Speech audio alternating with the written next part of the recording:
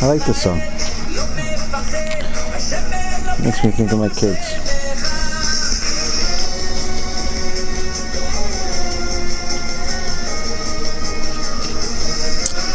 Gotta be happy, Sonny. Gotta be happy. Always so serious. Huh?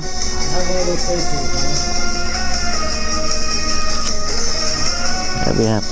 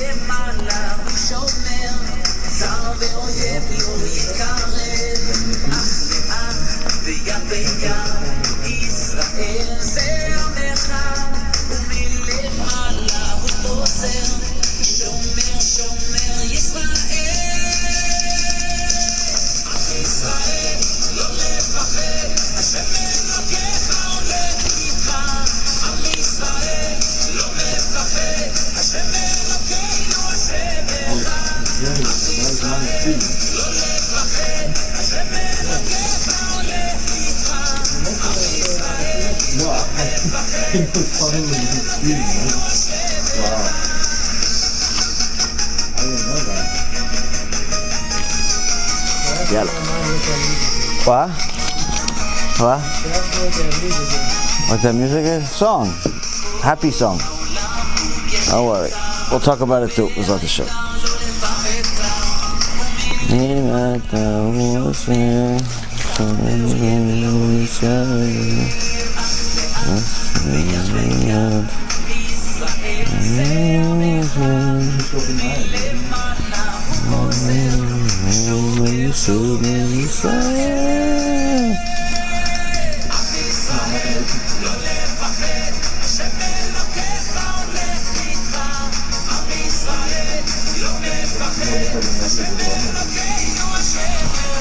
You guys have questions today, or it's all me? I have the questions and the answers. Yalla. Time is it? Alright, so I'll wait 1 minute and we'll start. Let the song finish.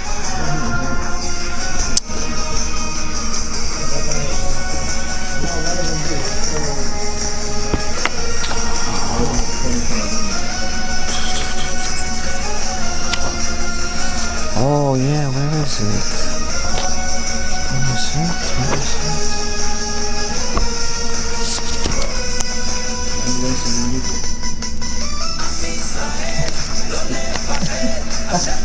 You know it's all because we have to listen to it.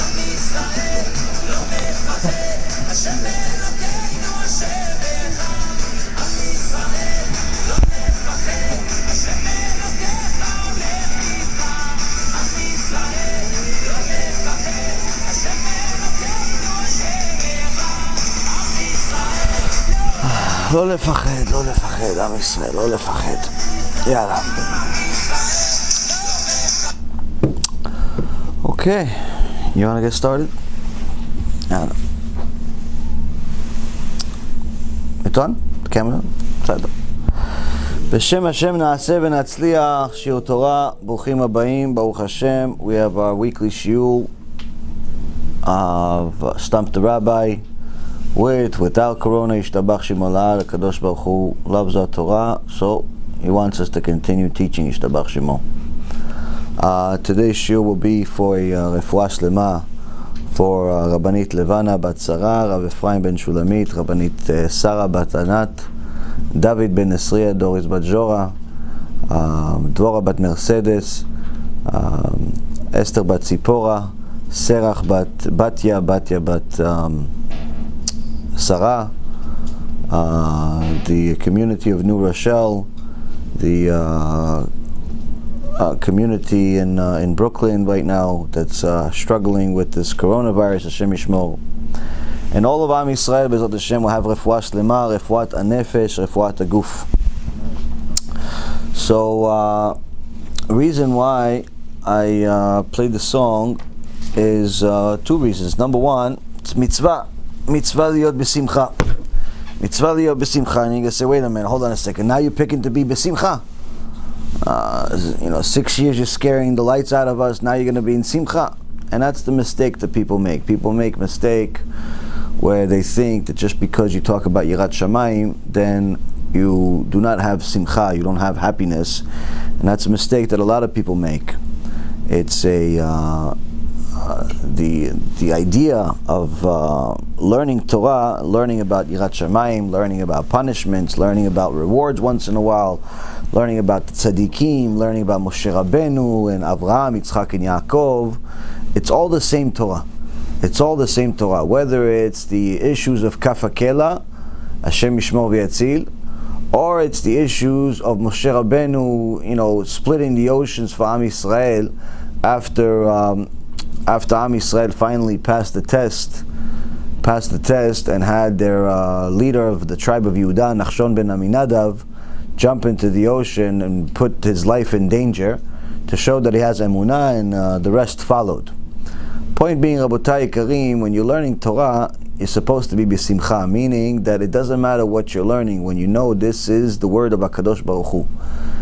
You have the privilege to learn the words of HaKadosh Baruch Hu. That alone should put you b'simcha, meaning that the whole world could explode for all you care. You have the words of HaKadosh Baruch Hu in front of you. You're already happy.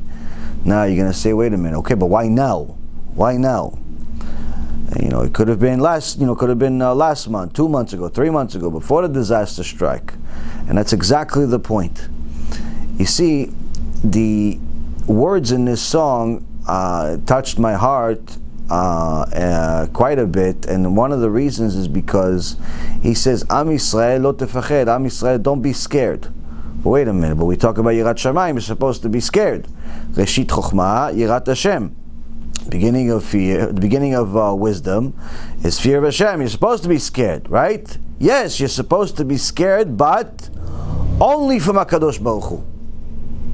Only from HaKadosh Baruch Hu you're supposed to be scared. That's it. Nothing else. You are forbidden from being scared of anything else. It's a sin to be scared of anything else. If Am Yisrael understands that we are supposed to be only scared of HaKadosh Baruch Hu, then surely we're not going to be scared of Corona or Barona or anything else. We're not going to be scared of anything else that's going on in the world, whether it's the market's up, the market's down, your stocks are up, your stocks are down, your money is up, your money is down, you are this, you are that. It'll make a difference. When HaKadosh Baruch Hu tells us Reshit Chochma Yirat Hashem, meaning the beginning of wisdom is fear of HaKadosh Baruch Hu, but he also means Reshit. Reshit means the most important fear, the key fear, the only fear you're supposed to have is the fear of the Almighty. Why? Bereshit is how he started the Torah. Bereshit bara Hashem et hashamayim v'et haaretz, HaKadosh Baruch Hu Bereshit. And the Ramban says over there, Bereshit also means bechokhmah. In the beginning also means with wisdom. With wisdom, the ultimate wisdom. The ultimate wisdom is what he used to create the world. The ultimate wisdom of a person is to show that he is only scared of HaKadosh Baruch Hu and HaKadosh Baruch Hu only. That is the most important message that you're supposed to get from the Torah, and needless to say, from the song itself, where he says, Am Yisrael, don't be scared. He doesn't mean don't be scared of Hashem chas v'shalom. The opposite. Don't be scared of anything else other than HaKadosh Baruch Hu. Because fearing HaKadosh Baruch Hu shows you are wise. Fearing HaKadosh Baruch Hu is fulfilling a mitzvah in the Torah. Fearing HaKadosh Baruch Hu is the key to understanding the Torah, understanding the purpose of this world. If you are only scared of HaKadosh Baruch Hu, then surely you're going to do His will.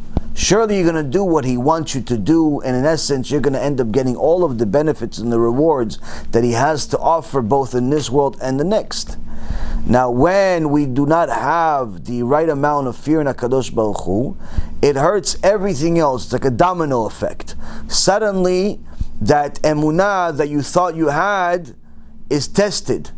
It's tested. Why? Coronavirus. Coronavirus is here. The news is saying it's an epidemic, pandemic, demic, all types of demics. Okay, no, so what are we going to do? Oh, I'm scared, stay in the house, do this, do that. Okay, fine, stay in the house. But what are you going to do at that time? Oh, we're gonna stock up with food. Okay, no problem. You're gonna stock up with food. Then what are you gonna do? Okay, so you stocked up with food. Baruch Hashem. Everybody needs to eat. No problem. It's not a sin to stock up with food. You want to be home to be careful. That's your ishtadlut. No problem. Let's say your Rav says you have to stay home. Your community says you have to stay home. The government says you have to stay home. No problem. Fine. What are you going to do with that time? You're going to make more crying videos? Crying to people, stay home, stay home. This is pikuach nefesh. When did you mention HaKadosh Baruch Hu? What are you doing home? You're watching the news all day. Hashem yishmor v'yatzil. If you're watching the news, it's better off you go outside, because Corona is much less dangerous than the news. If you're reading the papers and all day you're reading the internet and all the things that are happening, everything that's happening here, it's happening there, it's happening. When did you have time to study about Yirat Shamayim? When did you have time to study about HaKadosh Baruch Hu, the one and only that's in control of this virus, this epidemic, the economic crisis that's happening in front of our eyes? When did you have time? When did you make time to study about HaKadosh Baruch Hu? What? So the minute that he tested your emunah, all of a sudden, you forgot about Kadosh Baruch Hu. So did you have emunah? You didn't have emunah. You had emunah when everything was going okay. And that, Rabotai, is not emunah. It's not emunah. That's make-believe. Fairy tale, like the unicorn. We have to understand that when HaKadosh Baruch Hu says, Reshit Chochmah Yirat Hashem, the beginning of wisdom is the fear of Hashem, He's telling you that this is the first domino. If you have this, you can build on it as much as you want, but if you don't have it, everything else collapses. The emunah that you thought you had, surely you don't have. The bitachon that you have collapses completely, because now you have no emunah in HaKadosh Baruch Hu, that He's running the world, He's not running the world. One so-called religious person sends me a message, says to me, how do we know this is Hashem doing it? Hashem yishmor v'yatzil. Where did you learn? In Manis Friedman University? What do you mean, how do we know Hashem is doing this? Who else is doing it? Hamas? Bibi Netanyahu or Benny Gantz? Who's doing this? Maybe it's the weather. Oh no, it's nature. When you have emunah in HaKadosh Baruch Hu, you understand that HaKadosh Baruch Hu is doing it. But you cannot have emunah without HaKadosh Baruch Hu, without fearing HaKadosh Baruch Hu. And that's why we read the pasuk every single day in our Tfilat Shachrit, that Am Yisrael, after they Kriyat Yam Suf, they crossed the ocean, they saw the hand of Hashem, and they feared Him, and they believed in Him, and in Moshe Rabbeinu. Meaning that there's a map. First we have to understand that HaKadosh Baruch Hu is the one and only in control of everything that's happening in the world. That's His hand. His hand is pressing the button to turn on Corona. His hand is going to be the one that turns off Corona. His hand is the one that's controlling the economy, which means that He could destroy it or build it or whatever, which is just as easy for Him. He's the one that's responsible for all of it. We recognize His hand. Secondly, after you recognize His hand, surely you're going to become scared, because now that you realize that HaKadosh Baruch Hu b'chavodo u'be'atzmo is the one that's controlling everything that everybody else is scared of, why should I waste any time being scared of everybody else and everything else? I should just be scared of the source that controls all of it and stop wasting any feelings. Figure out what is it that He wants from me and make sure that I do what He wants, and that's it. I'll be protected. I'll be in my own little vessel, my own little bubble in the world. And after a person recognizes the hand of HaKadosh Baruch Hu and he fears HaKadosh Baruch Hu, then he can say, I now believe in HaKadosh Baruch Hu. I have emunah in HaKadosh Baruch Hu. But when we don't have this Yirat Shamayim, we do not have any type of bitachon, any type of emunah, and surely we do not have any ahavat Hashem. We don't have any ahavat Hashem. We have no love of HaKadosh Baruch Hu whatsoever. Why? We don't even know who He is. We're not afraid of Him. Of course you don't know who He is. So this is a time, Rabotai, where the tide is coming in and we're seeing who is swimming naked. It's an interesting example, analogy that remember we used it in the stock market days, but it's used in many things in the English language and others as well. Is that when there's a surplus, you don't look for anything that's wrong, because there's so much water there. You're not looking at what are they wearing under. Everybody's swimming. There's so much water, it covers their whole body. When there's a surplus of money, a surplus of food, a surplus of all types of things, you're not really looking at anything else. But then when the tide starts returning and going back to the ocean, everyone stays in place, and you start realizing who is the one that's not wearing any clothes. And that's what's happening right now, not only in the economic world, not only in the government and politics, but also in the Jewish world. Right now we're seeing in the economic world how many of these companies that were being valued at billions and billions of dollars are losing their value as if they're worth nothing. And as I've told you before, the reality is of what we've seen in the last month in the stock market is only the beginning. It's only the beginning. The longer they continue these measures, these heavy measures of pretty much secluding the whole world into their own homes and thinking that that's going to solve the problem, shutting down industries, you're going to see the economy plummet to worse levels than before. The stock market is not, people thinking, maybe 15,000 is the bottom. Today it went down another 2,000 points. So now we're at 19,000 from 30. So already down over 30%. So they figure, okay, so the bottom is 15,000. The bottom is not 15,000. The bottom is going to stop once the government stop reacting like there's no God running the world. That's when the bottom is going to stop.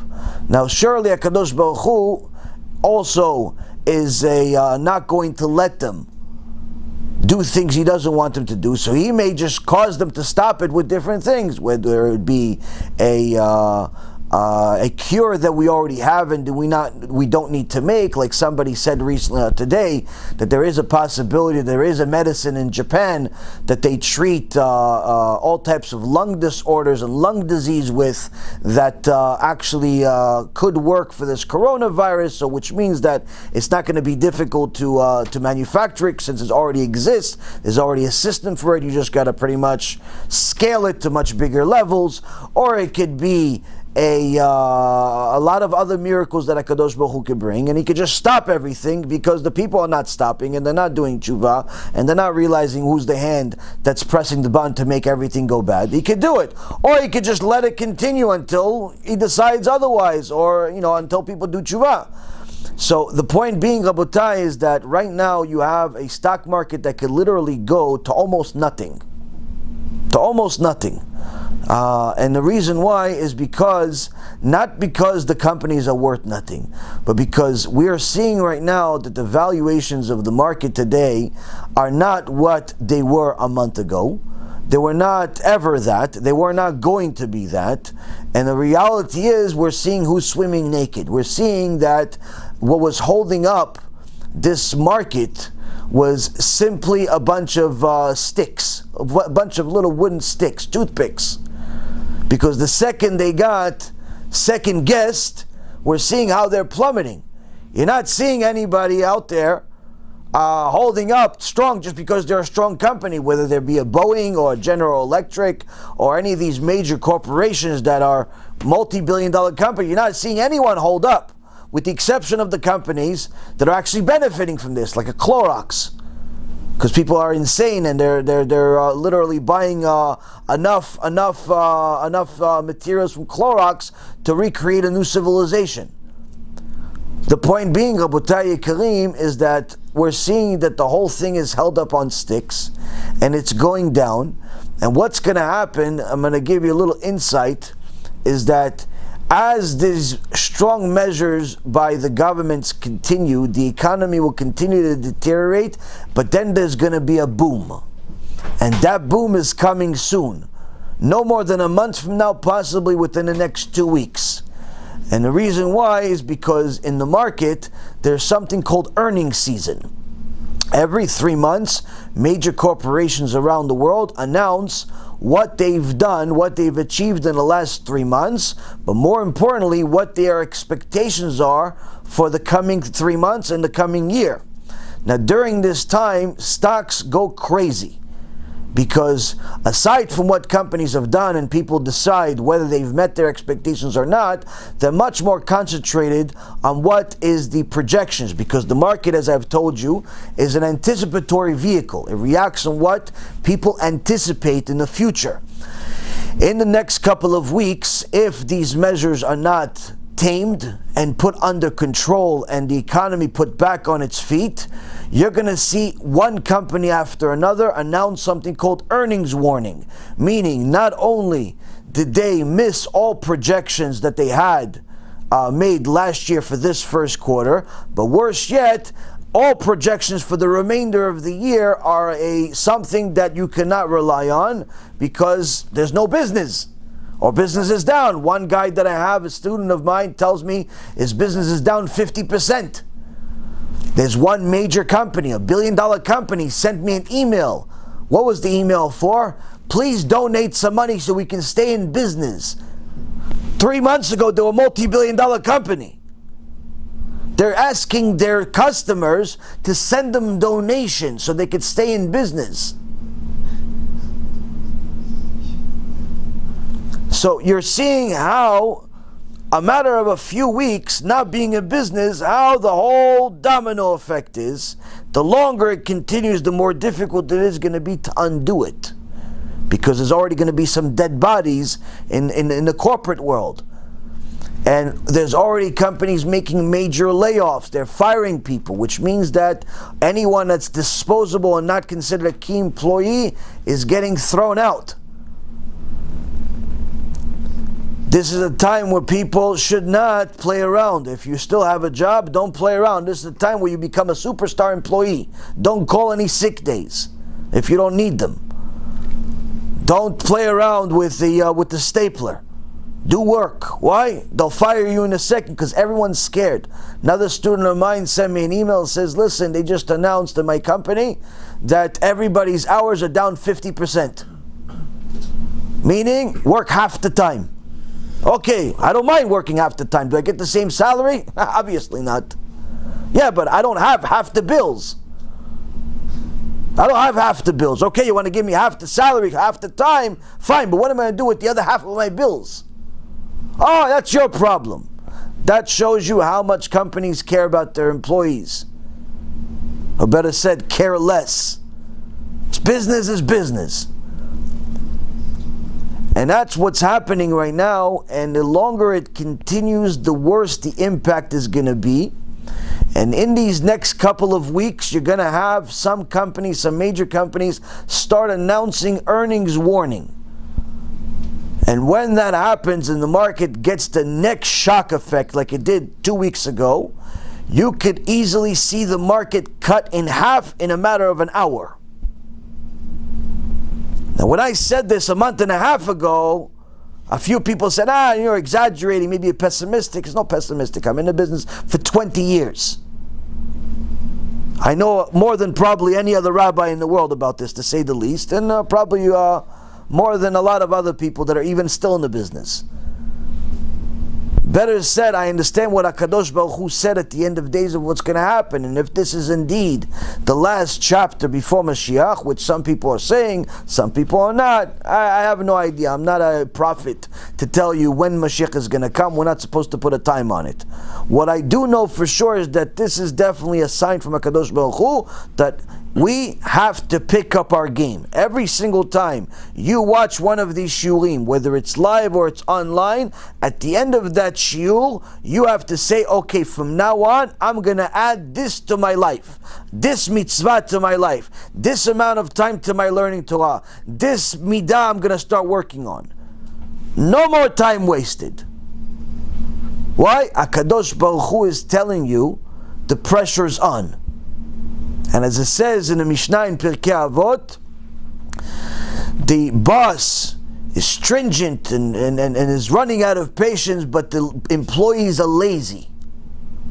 The employees are lazy. They want to take their time. Kadosh Baruch Hu says you had your time. So now, Rabotai Kareem, with all of these economic effects, it's practically affecting almost everyone at this point. Not yet everyone, but almost everyone. More is going to happen in these next couple of weeks. There are certain industries that will benefit greatly from this economic decline. People that are in the, a lot of Jewish people that are in the gold buying business will do extremely well over the next month or so if the economic decline continues, assuming they do not own much inventory. If they own a lot of inventory, unfortunately they're going to lose a lot of money too, because their inventory will lose value. But there's going to be a lot of people that are going to want to come up with cash since there's no work and there's no business, so they're going to sell all their extra gold, all their extra jewelry that they don't need, and they'll be willing to take lower prices for it because the market adjusted. So people that are in that business will do extremely well. People that are in pharmaceuticals, people that have some type of connection to coronavirus, will also do extremely well. People that are in all types of medical supplies and cleaning and things of that nature will do well. But the vast majority of the world will decline in a very big way. Now, once the market takes that next shock, which again, this is not 100%, this all depends on whether or not they're going to continue these crazy measures. Once the market does that, the next big impact is going to take, the next big shock is going to take, which is what I spoke to you guys a little bit about yesterday, which is the exposure of who is really naked in the market, which is these exchange-traded funds and also these so-called registered investment advisors that manage people's money. The faster the market goes down, the more people panic and the more they want their money back. They don't even care if it's down, they just want it back.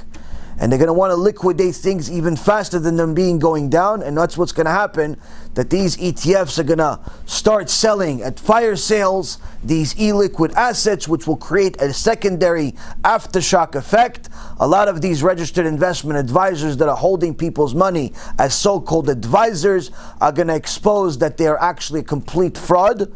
They never invested the money, they were using it to buy beach houses. But they were able to provide you statements because they can make it on Adobe Acrobat. They can make it on the internet for free. They can do it and they can lie to people for years, but no one asked any questions. No one asked any questions. Why? Because the tide was high. The portfolio looked like it was going up every few months. So you didn't want it back. You wanted to add even more money. And that's what's going to happen. The economic decline can magnify much, much more than what it's done already. Now, that's one aspect of it. The second aspect is that HaKadosh Baruch Hu is also going to, if we do not start taking on some more serious mitzvot and learning of Torah, and start learning Musar every single day to fix ourselves, at least to show some signs of life, He could change the world in a very quick second, to start doing what was happening a few months ago in New York and a few other places in the world with anti-Semitism much, much higher. Already for the last month and a half, maybe you guys have heard, maybe you haven't, but many of these anti-Semitic publications and anti-Semitic people and leaders have been saying that this coronavirus is the Jewish people's invention. They invented this virus in order to get rid of the world, because they have a plan to be the only people in the world and turn everyone else into slaves. So there's the Israeli Times wrote an article about it some time ago, and there's many other places, news outlets that have discussed this briefly, but that's because it's still under the radar. This could happen very, very quickly. Anti-Semitism can flourish in a quick second. Anywhere you live can turn into the Nazi Germany in a matter of hours. Why? They have to blame somebody. That's what the Torah says. It's going to happen before Mashiach is going to come. The whole world's going to turn against Am Yisrael. Nowhere is going to be safe. Nowhere is going to be safe. So you can see the Donald Trump just as likely as Putin, just as likely as anybody else, turn into Hamas in 2 seconds. Why? suddenly they have an idea and who to blame. This could happen in a second. Just an hour ago, I got a message from someone, told me that Peru decided not to allow 600 Israelis to board a flight to Israel and leave the country to go back to Israel. You know, this is not a happenstance. This is not, and you can say, yeah, but they're not letting anybody else out. Okay, let's say that's not anybody else out. Let's say. If you notice, there are strange measures happening in Jewish communities. For example, the community here in Florida, here in South Florida, the only community that's forced to stay under a curfew is the Jewish community. North Miami Beach, they have a law now. What? You're not allowed to leave the house past 10 o'clock at night. Hence the reason why most people didn't come tonight. Past 10 o'clock at night, not allowed to leave the house. How come you didn't do it in Hollywood? How come you didn't do it in Boca Raton? How come you didn't do it in all the other areas of Florida? How come only North Miami Beach? Because North Miami Beach has a lot of Jewish people there, Baruch Hashem. Now, people say, no, it's not anti-Semitic, it's protective measures. Okay, so protective measures for everybody else too then. What? They're not alive? So, you see here, HaKadosh Baruch Hu is manipulating the leaders to wake us up. That's what we have as an example in the Torah in at least 3 places where HaKadosh Baruch Hu takes away the free choice of leaders in order to instill His will. We have Paro where it says that HaKadosh Baruch Hu hardened his heart, meaning he took away his free choice in order for him to continue saying no to Moshe Rabbeinu. I'm not going to free Am Yisrael. In order for Hashem to magnify the effect of all of the plagues and to show more and more miracles, to make it more majestic, more extraordinary, so people understand once and for all that God is the only God of the world. This also happened with Sichon. Sichon was another leader that went against Am Yisrael, and the Torah says that HaKadosh Baruch Hu took away his free choice. Another time it happened was with Nebuchadnezzar. HaKadosh Baruch Hu took away his free choice, and HaKadosh Baruch Hu takes away the free choice of all leaders when and if He chooses to. Not at all times. He's not going to, micromanage to the point where He's going to make them use Colgate instead of Total toothpaste. That's not what I mean. He's not going to make them drink tea instead of coffee. That's not what I mean. What I mean, He's going to manipulate their free choice when it comes to major decisions that impact Am Yisrael. Where that person would have normally did X, He's going to make him do Y. Why? Because that's how HaKadosh Baruch Hu pulls the strings in humanity in order to affect and impact Am Yisrael. So although there are certain current leaders in the world that may like Am Yisrael, or at least pretend like they do, in a second HaKadosh Baruch Hu could just pull the string and all of a sudden they become Hitler. In a second. Why? That's what HaKadosh Baruch Hu does. That's what HaKadosh Baruch Hu does. And you're seeing it happening everywhere. It's happening in New York also. It's happening in Florida. It's happening in other areas. This is not for anyone that learns Torah and believes in the written and the oral Torah, nothing is new. There are no chidushim whatsoever in what's happening in the world. This is simply the prophecies of HaKadosh Baruch Hu being fulfilled. He promised that He will do it, and He's doing it. He is Emet, always was and always will be. Now, so the second major issue is that you have anti-Semitism as a major issue that's in the air right now. You have an economic decline that's in the air right now.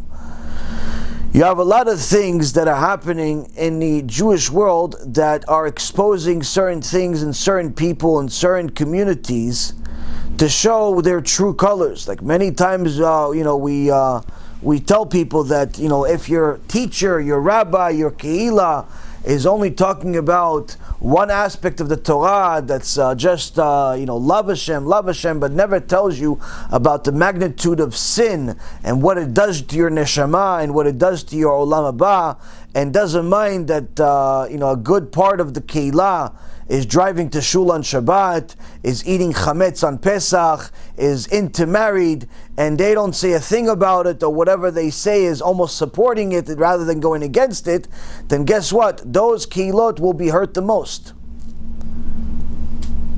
those kilot will be hurt the most, and you'll see them shutting down like as if they never existed. Why? Because they have nothing to stand on.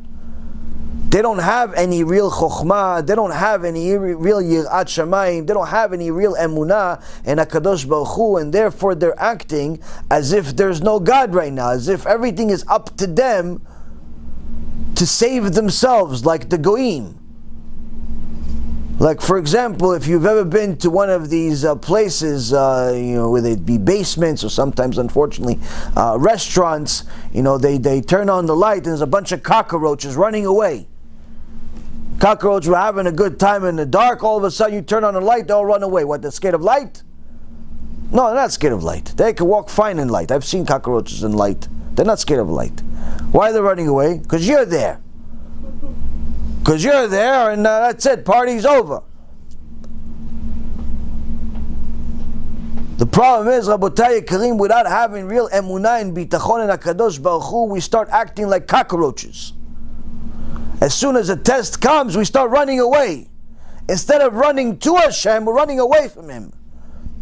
Save yourself, okay, save yourself. With what? What are you doing? What are you doing with your time? Are you watching some Shurei Torah to get chizuk? Are you learning more Gemara? Are you learning the Daf Yomi? Are you learning the Chumash? Targum? Are you learning some halachot every day? You're home, right?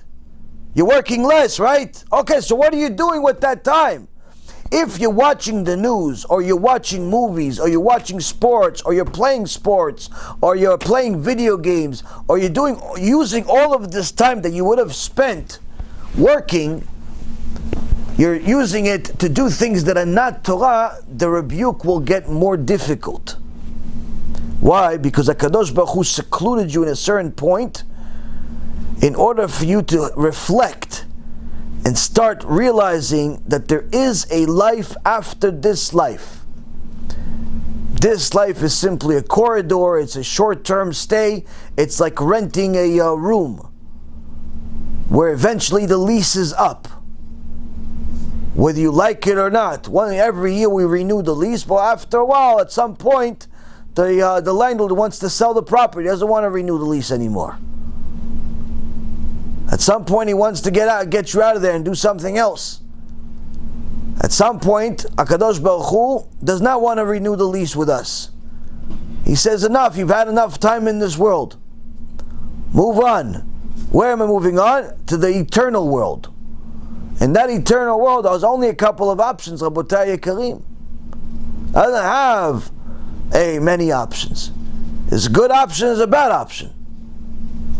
Good option meaning there's a Gan Eden. Bad option means there's the bad part. There's the Kafakela, there's the Genom, or it could even be a reincarnation, but the Stipler Gaon said almost 100 years ago that there's no more reincarnations, meaning for anyone that dies now, there's not going to be enough time for them to be reincarnated again before Mashiach comes, because there's already enough neshamot in the heavenly body called Guf that are waiting in line for a long time to get another last chance to do TeShuva by coming back to this world. So anyone that dies now can't rely on the fact that they're going to be given another chance.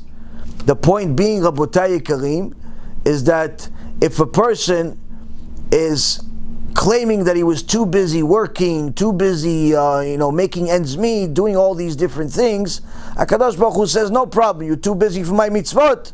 Because work, okay, so now you're not going to work.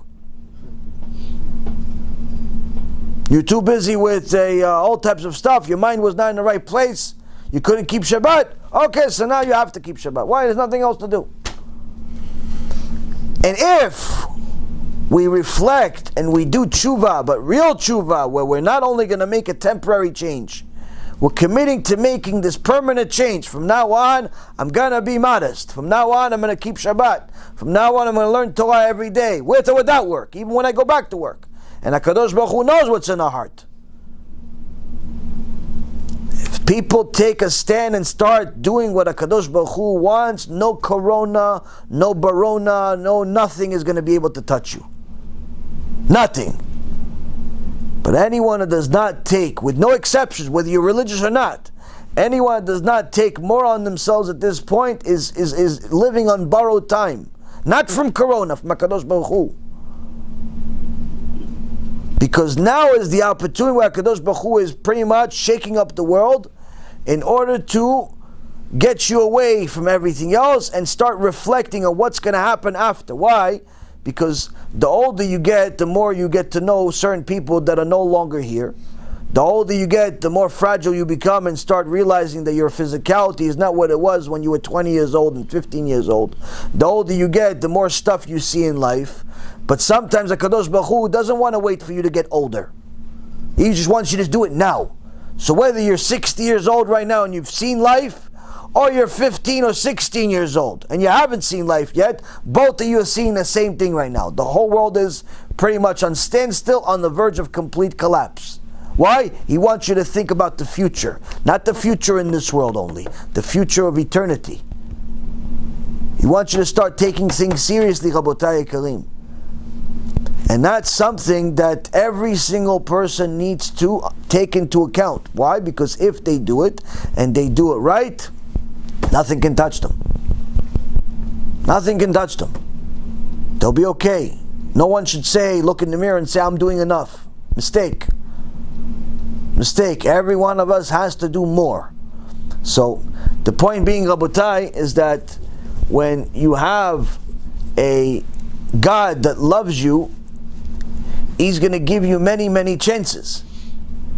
He gave me many chances, He gave you many chances, and He's given all of us a chance right now to seriously reconsider our life, reconsider our priorities, and start making some serious decisions.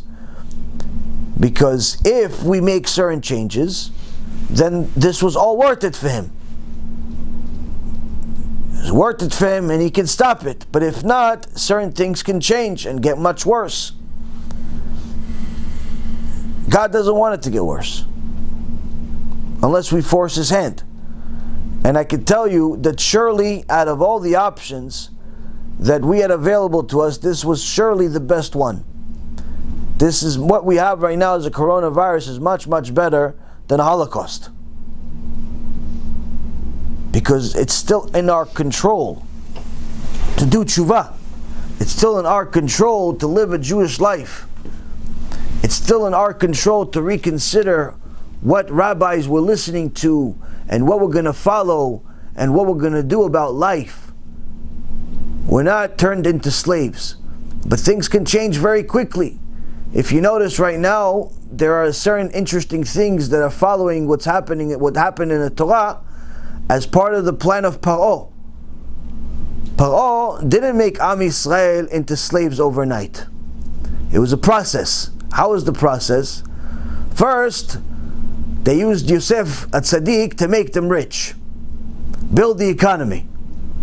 First, America used the Jewish people to build the economy. All types of inventions, all types of industries, Baruch Hashem.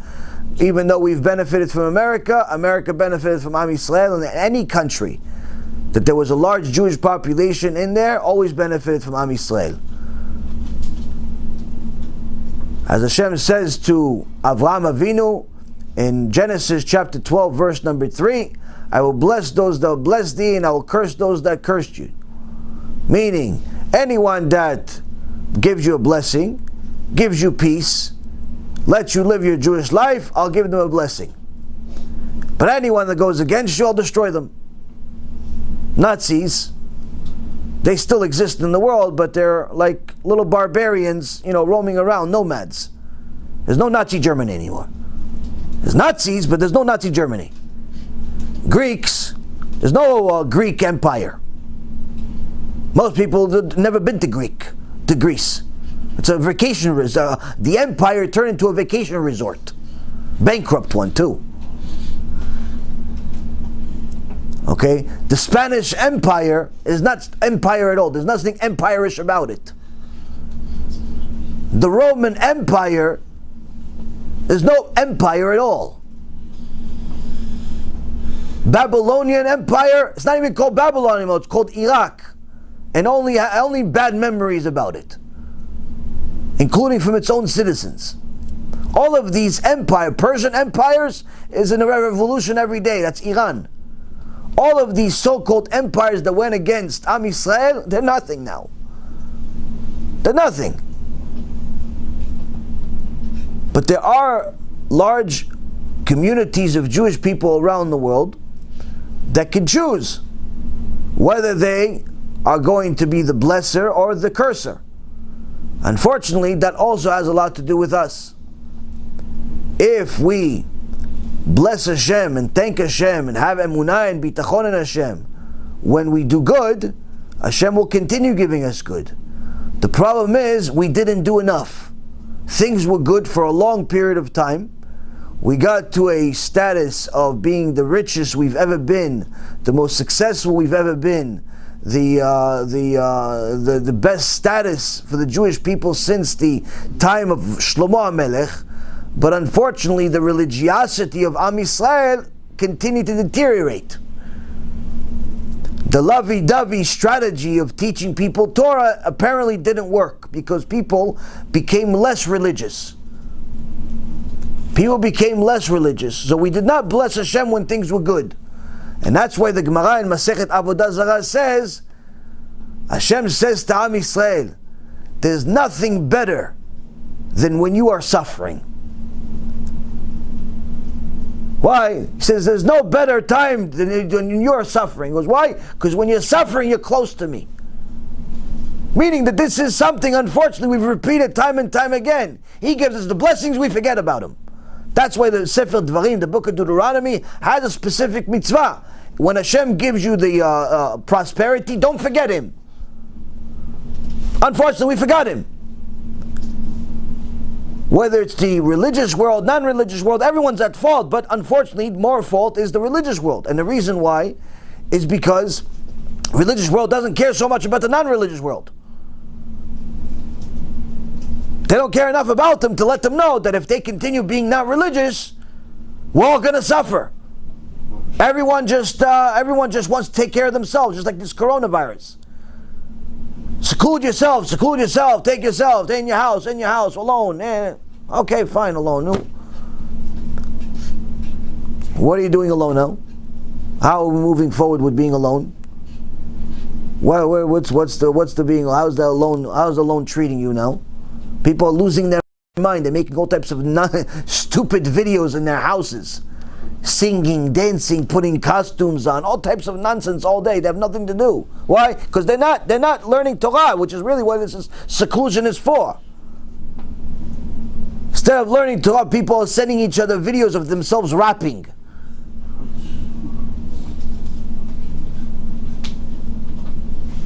The construction worker becomes a rapper. The lawyer becomes a dancer. People are crazy. Anything but learn Torah. This is a problem. And HaKadosh Baruch Hu obviously doesn't like it. We didn't bless him when things were good, so he's making things bad. Or at least the beginning of bad. Why? To see if we get the message. If we get the message, it stops. But unfortunately, if we don't, start taking TeShuva seriously. If you are a woman that's watching this shiur and you are not modest yet, you are insane also. You should be putting yourself not into coronavirus hospital, into a mental ward. If you are a woman and it's not modest right now, you have to seriously do what this tzadikah sent me a letter yesterday, Ishtabach Shimo La'ad. There's nothing better than Am Yisrael that sees the truth. Nothing better than it. $1 billion is not enough to pay for one Jew that actually sees the truth. This woman has been watching Shiurei Torah for years. Not like one of these people just discovered the truth a month ago. For years she's been watching Shiurei Torah, all types of speakers, all types of things. She keeps Shabbat, she kept kosher, she kept mitzvot. But she had an impossible time dealing with modesty. Impossible. Could never be modest. All types of immodest clothes. Shabbat, kashrut, chagim, fasting, Sukkot, all the stuff, she kept everything. Modesty, Hashem yishmor v'yatzil. She sends me a letter yesterday. She says, I want to let you know, at 2 o'clock in the morning, I want to let you know, Rabbi, I finally bought my first wardrobe of completely modest clothes. Ishtabach shemo la'ad. And this is not a woman that's now in her, 75 years old and there's nothing to look at. A young woman that's, still at the prime of our life. Says, Rabbi, that's it, I'm finished. I'm going to only wear modest clothes, and I want to let you know, it's because of the shurim you made about what a Bat Israel really is, being a Jewish princess. Because my Father in heaven is the king. I got to look like the princess. Stop looking like these zonot in the streets that don't know how to wear clothes. I want to look like a Bat Israel, a princess. Says the Shurim, help me. And you have to understand, this has been my tikkun my entire life. And you know what the answer is, Rabotai? This woman, I told her, and I'll tell you, any woman that takes this mitzvah on, of serious modesty, not fake modesty, serious modesty, which means not just modest clothes, but also modest behavior, and if you're married, also a kisui rosh.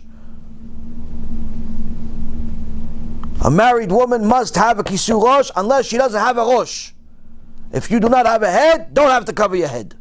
But if you have a head and you're married, you have to cover your head. Point is, modesty. That's the Akedat Yitzchak, Rabotai. That's the Akedat Yitzchak of this generation for women. That's the biggest tikkun in the world for a woman. That's what the Torah says. The Zohar Kadosh says, the tikkun for men is zera levatala, wasting seed and learning Torah. The tikkun for women, modesty. Before Mashiach comes. That's the tikkun. Previous generation and all other tikkunim, idol worship and all types of other stuff. Tikkun before Mashiach comes, modesty for women and wasting seed for men, obviously promiscuity for both of them, and Torah for guys. When a woman overcomes a Yetzirah and buys herself a modest wardrobe, throws out all of the immodest clothes, doesn't sell them so somebody else is going to be immodest, make more sins, throws them in the garbage, burns them. She'd even make a video about it to be for a Kiddush Hashem. Rabotai, that's the Akedat Yitzchak. That person, I'm telling you, and any woman that's listening to me, I'm not a prophet or the son of a prophet, but I can tell you something that I learned from experience and I learned from the Torah. That woman is going to see some major miracles in these next 12 months. I'm not just talking about Olam HaBa. In the next 12 months, she's going to see more miracles in the next 12 months than she's seen in her entire life combined.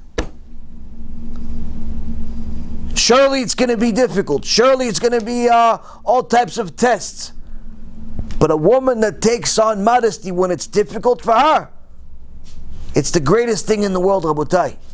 It's the greatest thing in the world. There's nothing greater than that.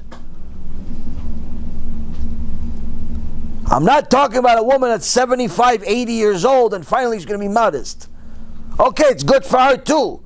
But if a 20, 30-year-old woman, 15-year-old woman, young woman, takes on modesty when she's pretty much used to plitzut, I'm telling you, Rabotai Karim, HaKadosh Baruch Hu says, you just did the same sacrifice to me as Avraham Avinu when he brought me a son.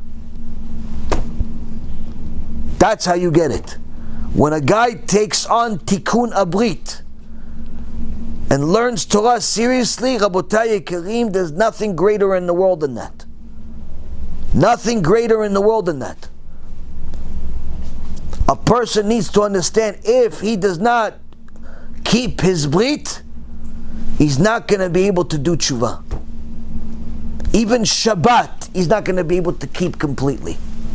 Why? Because they're both brit. One brit depends on the other. When a guy is a shomer brit, he's going to have the power to overcome all obstacles. When he's not a shomer brit, Rabotai, he's simply on borrowed time. He's in danger at all times. If he doesn't learn Torah every day, he's not going to be able to know how to be a Jew. He's not going to be able to. You don't need sources of Torah to explain to you that without learning Torah, there's no Olam HaBa. And the reason why is because the only way you learn how to be a Jew is by learning Torah. If you don't learn Torah, how are you going to know how to be a Jew? How do you know how to keep Shabbat? How do you know how to put on tefillin? How do you know how to pray? How do you know how to say? How do you know how to do anything? You don't know if you don't learn Torah. You put in a couple hours every day. You learn some Musar. You learn the Chumash. You learn a little Gemara when you get to that point to start learning Gemara. And the point is you start learning Torah every day. Every day a little bit more, a little bit more, a little bit more. A couple hours every day. If you have more time, especially now, it has to be a lot more than a couple of hours. And little by little you start seeing your life change, your neshama change, your joy in life change. And you start understanding that there's a time to be scared and there's a time to be scared. If it's Hashem, be scared. If it's other things, there's no fear. There's no reason to be scared of anything else other than HaKadosh Baruch Hu. Which means that if you're doing the right thing, if you're really doing your best, you should be happy as can be. You should be singing, dancing, no problem. Why? You're doing everything right. You're doing everything you're supposed to do. You're trying your best. You're seriously trying your best. If you're Shomer Brit in this generation, you're like a prophet.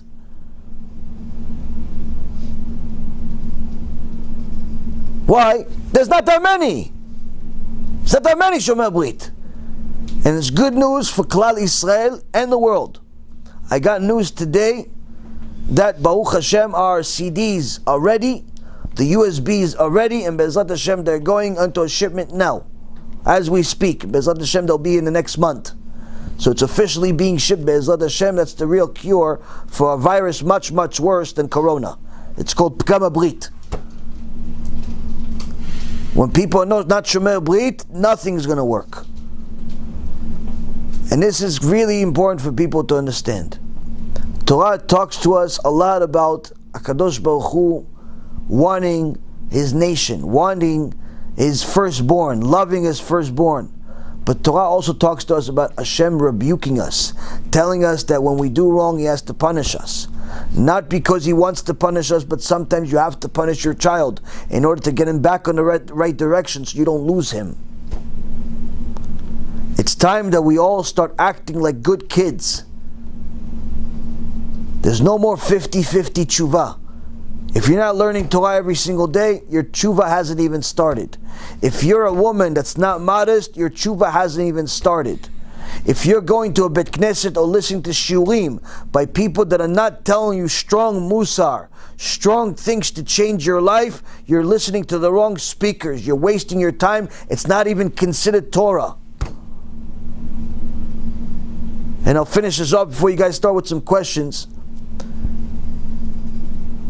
The Rav Elyashiv Alav Shalom studied Torah in a way that's beyond our imagination. Things that it's hard for us to comprehend.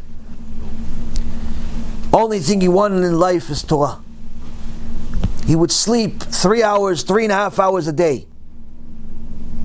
He'd wake up at 2:30 in the morning and start his first seder of learning Torah until Netz Minyan. After that, go back to learning. All day, all night learning Torah. Now, of course, because he was one of the Gedolei Ador, the tzibur, the community needed him. Needed him to make psak halacha, get involved in certain things. Sometimes they would invite him to events which most of the time he would not attend because it would disturb his learning. One guy came to him and begged him to come to the Brit Milah of his kid. And he told him, no, I can't, I have obligations. What obligations? It's obligations to learn Gemara, Shulchan Aruch, the Poskim, that's obligations. Yeah, but you can do another. No, I have obligations. The guy was a close student, he begged him to come, he said, okay, fine, I'll come. Why? Why does he agree to come? He says, listen, Rabbi, I understand your time is valuable. That's why we set it up, that as soon as you come in, within 20 minutes, you're out of there. Meaning there's no singing, dancing, food, this, DJ, all that stuff. No. Rabbi, we just want you to come over there, give us blessing, hold the baby, be the sandak. 20 minutes, you're out of the whole thing. He said to him, okay, fine, I'll come. So, a day before, the Rav Elyashiv tells his helper is goodbye. Tell him, listen, call him, tell him I can't come tomorrow. Can't. What call the rabbi? He's waiting this, that. I can't. I have obligations. I have things I have to catch up on. I only studied 20 hours instead of 21. It's obligations. No, Rabbi. The guy cries again. Long story short, he ends up going. They go to a place. Everything is like military. Gets there, baby. Brit milah, finished. Okay, bye. Now on the way home, the driver is happy. Why? They're out of there quickly. But then the driver, you're right, it's in the book.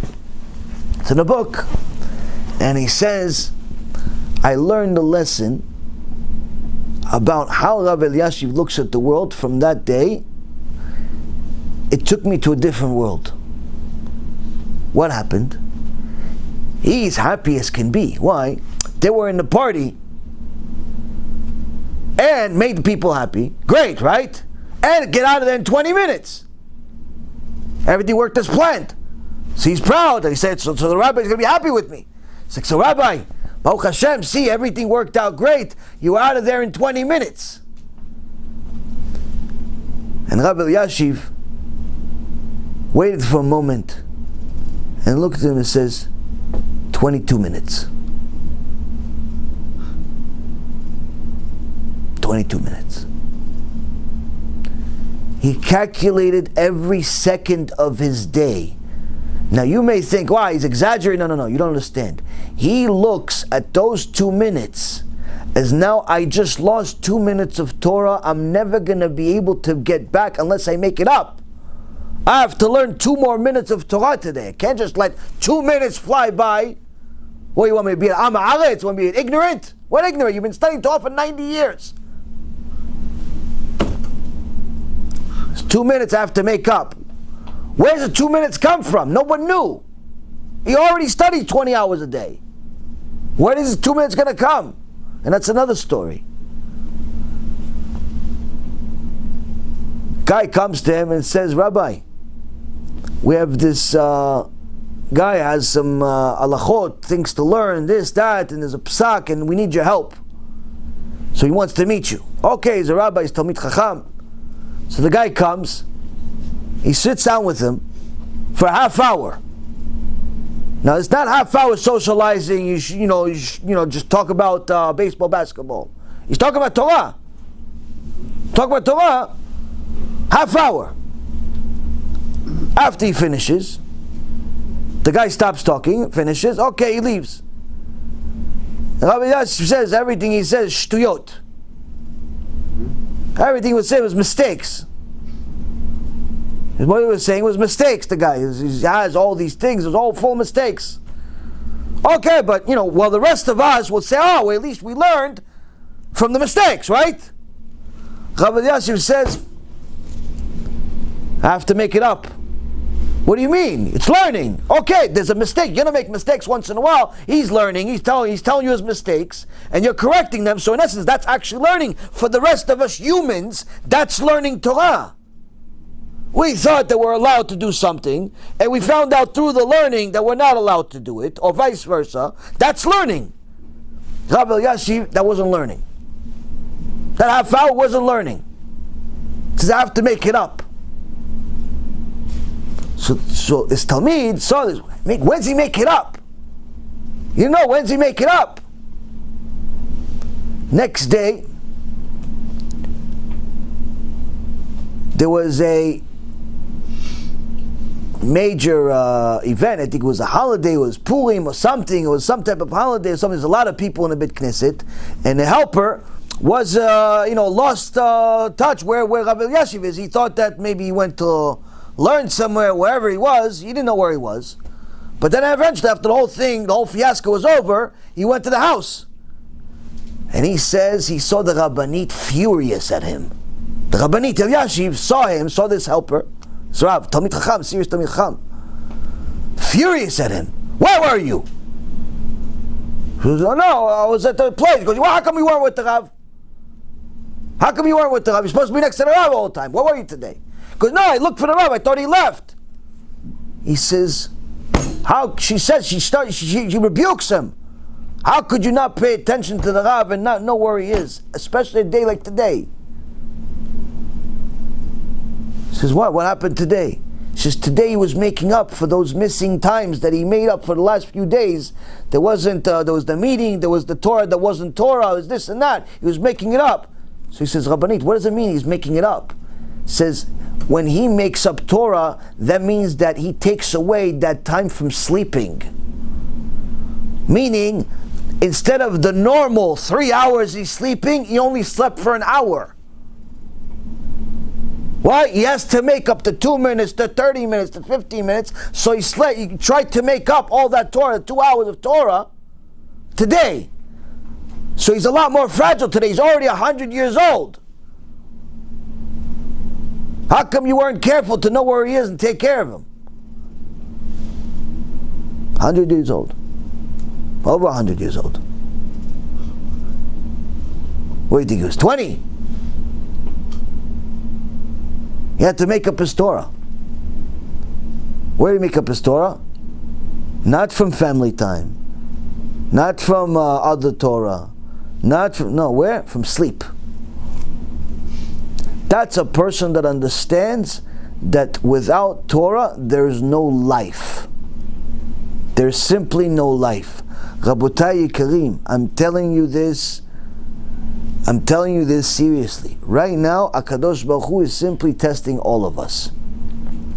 He wants us to understand, if we do not start taking his mitzvot seriously, he is going to become a lot more serious. Ve'alachtem imi bekeri, ve'alachtem imachem bechamat keri, he says in Parashat Bechukotai.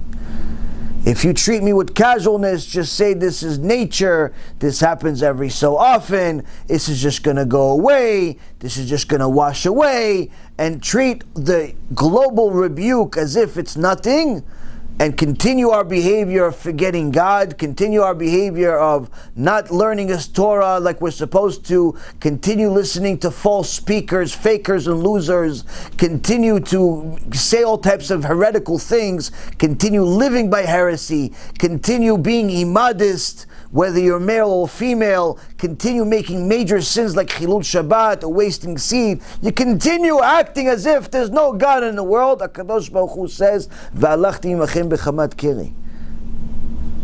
That is the most important thing that we need to know. If a person knows all of this and is doing something about it, then the song that we were listening to before the shiur should be in his mind at all times. Am Yisrael lo tefached. Don't be scared. Why? You're doing everything you're supposed to be doing.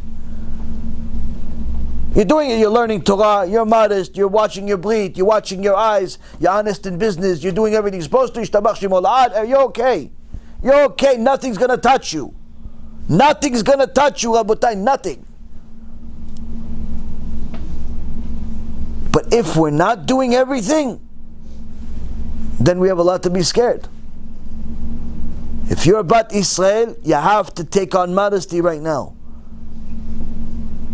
If you're a guy, you have to take on learning Torah, you have to watch your brit. And if you're alive, you have to take on kiruv. You have to help Klal Israel do TeShuva. Why? Kol Israel aravim ze leze. Everybody has responsible for each other. We have to start helping the rest of the people that are blind. Yesterday after the shiur, you guys probably all went home and to sleep. I had almost a 2-hour conversation with somebody that I know for a long time to try to get him to do TeShuva. Baruch Hashem, we got somewhere. The point is, Rabotai, is that you have to take the chances when you can. If you have money, this is the time to donate money for kiruv. More than you do normally. Why? You have to do something about it. You have to show HaKadosh Baruch Hu, Hashem, I get the message. Don't worry about investments in stocks, bonds, and real estate. Worry about investments in Klal Yisrael. This is the time to increase tzedakah and kiruv. If you take that seriously, if you take the mitzvot seriously, you take the Torah seriously, you have nothing to be scared of. You're going to be fine. More than fine. You're going to be in Gan Eden, in this world and the next. And that's hopefully the message that all of Klal Yisrael gets, instead of just thinking that if they stay behind closed doors, it's all going to go away somehow. I'm just trying to figure out also, just to ask you guys this question. I'm going to start with a question for you guys. All these people that are secluding themselves and the plan that this government has, seclude yourself for 2 weeks and so on. What happens after 2 weeks? Anybody ask themselves? Like, they said that they don't believe this virus is going to go away for at least a few months. 2 weeks is less than a few months. My calculation's okay? Few months usually means more than 2 weeks, right? Month usually has about 4 weeks, right? So I'm okay, right? Still okay with calculator? Okay, Baruch Hashem. So now, what happens after 2 weeks? Another 2 weeks. Oh. You understand what's going on here? That's what happens when people use a human plan and not a God plan. It fails already from the beginning. You have to understand, Rabotai, the message from HaKadosh Baruch Hu. If you fear HaKadosh Baruch Hu, which means that you follow what He said, you'll have emunah, you'll have bitachon, you'll have bracha, you'll have atzlacha, you'll have refuah shlema, you'll have Gan Eden, you'll have Olam HaBa, you'll have everything. If you don't, you start picking and choosing, like people buy in the supermarket. Now most of the aisles are empty, so they pretty much just take whatever they have left. You start taking mitzvot like that. You just pick whatever you like. That's not TeShuva, Rabotai. You have to take things seriously, and you know it. You got to do it. Hard, no hard, don't make a difference. This woman told me last night at 2 o'clock in the morning, the most difficult time in her life is to make a commitment to be modest. But she overcame it. She bought an entire wardrobe, not one outfit, entire wardrobe. From now on, I'm going to be modest. A woman that takes on mitzvot seriously, she's going to see miracles. And I'm going to tell you guys a story in a little while of another woman after the fact. One of the examples of the miracle. One of the examples. So, Bechavod, who wants to ask me some questions? Or you guys want me to tell you more stuff? No? Moshe. Baruch atah Adonai Eloheinu melech haolam asher kohen v'doro. So in taking into account everything that's happening in the world, what do you like? No, just tell me, go ahead. Taking into account everything that's happening in the world with Magefa, is it still possible to get married?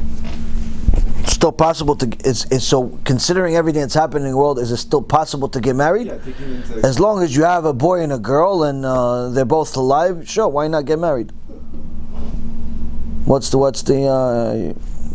question? I don't understand. Why wouldn't you get married? Well, maybe because of the paranoia. People are very paranoid. So you're paranoid you won't eat. Paranoid you won't breathe. Paranoid, if a person has a person that's willing to tolerate him for the next 1,000,000 years, then surely you should get married to her. If she found a person that's willing to tolerate her and love her for the next 1,000,000 years, surely she should get married. There's no, all you need to get married, you don't need a big hall with a bunch of strangers that your parents know and have all types of problems of whether to have a kosher party, not kosher party, because a lot of people are kosher and a lot of people are not kosher. You don't need that. All you need is a rabbi that's biki ba'alacha of chuppah v'kiddushin, 2 witnesses, finished. You got a minyan of people, finished. They don't need to hug each other. Everybody needs to be there, see the ring, see the chatan v'kala, hear what the rabbi is saying, say amen, finish, you're married. I got married in a Beit Knesset, Rabotai. Even though it was the holiest wedding in a century, or at least for us it was. We weren't planning some big party or some big thing. Baruch Hashem, it ended up being a fantastic event and it was very, very happy, a lot of simcha. But all of these people that are wasting a fortune making these wedding parties, it's like putting a down payment on a house. Aside from it being a complete waste of money, it's also a complete waste of time. It delays the wedding a lot of time usually, which leads people to sin. Because the longer the guy is single, the longer the girl is single, the more likely they are to sin. But aside from that, it also creates a lot of big questions, because when you have these parties, everybody that's paying for the party has their ideas of how they want the party to be, because they're the ones that are writing the check for the party. So they're going to want to do sometimes things that the Chatan v'Kala don't want to do. And that creates a lot of problems. My recommendation for people to have a party, if you're not going to have 100% kosher party with a mechitza, men on one side, women on the other side, men dance on one side, women dance on the other side, or no dancing at all, like the holy wedding we had for our two Talmidim, Michal and Elchanan, just some time ago. If people are not going to do a kosher party, it's better to not have a party at all. It's better to just have rabbi, witnesses, finished.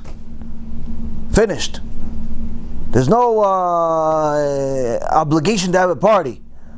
If you're going to have one, it has to be a kosher one. So the key is to find someone that you can grow with, has a similar ideology to you, wants similar things to you, you're attracted to this person. That's it, finished. They don't need to be the king of beauty or the queen of beauty. They just need to be attractive to you, no one else. Doesn't matter if your friends like her or don't like her. In fact, it doesn't even matter if your parents like them. As long as they're a kosher Jew, a Jewish woman, a Jewish man, you guys have similar ideology, you're both willing to build a kosher Jewish home, that's it. You don't need much more than that. You don't need much more than that, Rabbatai. So, if you can find somebody today that's willing to get married, there's no reason to delay it. All the people that delay their wedding, oh yeah, my wedding's going to be in the summer. Oh, my wedding's going to be in the winter. And this is already in the previous summer. In like 6 months from now, a year from now, we're going to get married. Many of those marriages start off with a lot of problems. They start off with a lot of problems. Why? Because it's a lot of time to make mistakes. So the idea is to make sure that you get married as soon as you possibly can. Don't waste any time. If you find somebody, go on as many dates as you need to go. You need to go on 5 dates, 10 dates, 100 dates, whatever dates you need to go to in order to decide this is the right for me, and you're both happy to do it, and that's it. Get married. It's the problem is with marriages usually start when people start thinking too much. Details, party, it's you have to understand, it's a mitzvah from the Torah for people to get married, not to be alone, but even more so to bring Jewish children to the world if possible. But the key is to make sure that you go with God's plan and not your friend's plan or other people's plan. Go with that plan, you'll start with the right foot. Next question.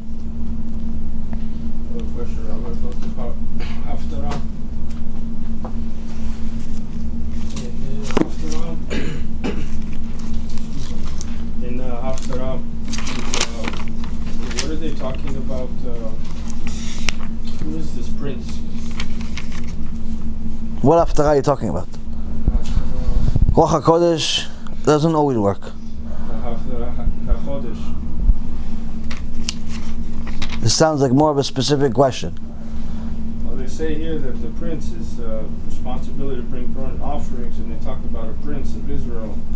Is it like a prince that lived before? Is it a prince in the future? Is it both. The Gemara Masechet Megillah says that Am Yisrael had at least double the amount of prophets in history as they had Jewish males that left Egypt. And by Jewish males, they mean any guy that was between the age of 20 and 60. So there was 600,000 men between the age of 20 and 60 that left Egypt. And the Gemara says there was at least 1.2 million prophets. And we learn many lessons from this particular Gemara, because the Gemara says, okay, but if we had 1.2 million prophets, how come there's only 55 of them that are mentioned in the Tanakh? So the Gemara says, because the only ones that are mentioned in the Tanakh are the ones that their prophecy is for eternity. That whatever they said is relevant for every single generation, while the other prophets are what they said was only relevant to their generation. Meaning that no matter what verse you look at in the entire Tanakh, Every single verse is relevant to every single generation until the end of the world.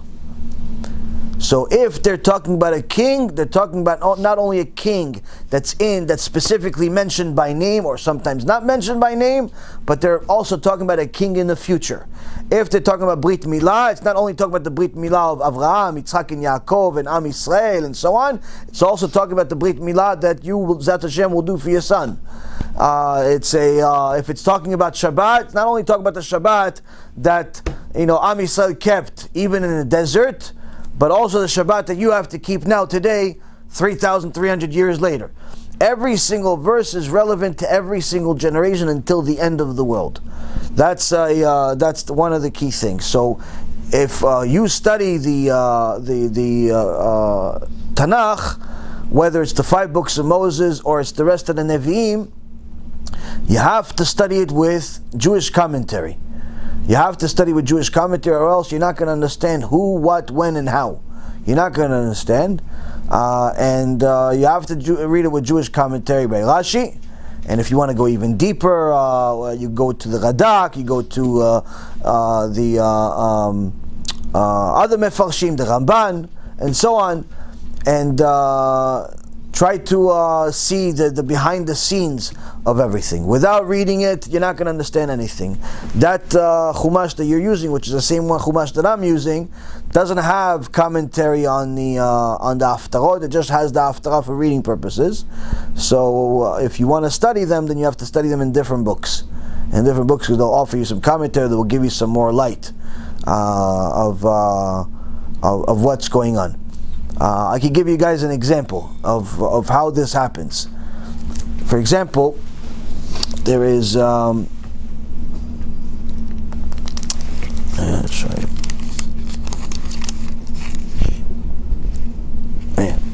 Siyat Dishmaya, I learned this today for you guys.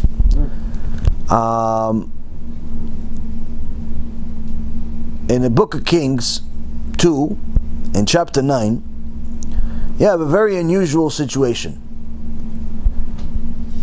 Time comes, Elisha Navi is the prophet of the generation, and it says, at the time of Elisha, the prophet, at that time Elisha the prophet called one of the prophet's disciples and said to him, gird your loins, take this jar of oil in your hand, and go to Ramot Gilad. When you arrive there, find Yehu, in English it's Jehu, son of Yehoshaphat, son of Nimshi. Tell him to arise from among his colleagues and bring him into the inner chamber. Take the jar of oil and pour it on his head and say, thus said Hashem, I have anointed you king over Israel. Then open the door, flee, and do not delay. So here, the prophet Elisha sends another prophet, young prophet, and he tells him, go make Jehu, go make him a king. Meaning, he is now king of Am Yisrael. Not like king like he won the elections. He's king. Meaning, everybody has to obey whatever he says from now on. Yeah, there's a problem though. Why? There's another king. Achav. Evil king, Rasha Merusha, a very powerful king. How are you going to make king? There's another king. Well, Kadosh Baruch Hu decides who's king. Achav was a Rasha, and Hashem has had it with him. So, you're going to be king. How are you make him a king? Go to the guy, put him to the side, take this oil that we have from the time of Moshe Rabbeinu, put this oil on him, and he's a king. Easy enough. No elections, no votes. He got the only vote that matters, Makadosh Baruch Hu. Okay? Fast forward. He does this young prophet, doesn't say his name, young prophet, he's the disciple of Elisha Navi, follows the orders of his master, of his rabbi, Elisha. And he goes to him, and he takes him to the room, come over here, puts some oil on him, okay, you're the king. So far so good, right? Now, in verse 11, says, Yehu יצא אל עבדי אדוניו, ויאמר לו, השלום, מדוע בא המשוגע הזה אליך? Yehu went out to his master's servants, and one of them said to him, Shalom, like, how you doing? Is everything well? Why did this lunatic, this Meshuga, come to you? Meaning this prophet, who they called Meshuga? This prophet, they called him Meshuga. Who was this religious fanatic, this Meshuga, who came to you? What do you want? Why did he come to you? And he said to them, you know that man and his prattle. But they said, it's a lie. Tell us now. Meaning he tried to get away with it, but not telling them what he said, what happened. Why? He just became king.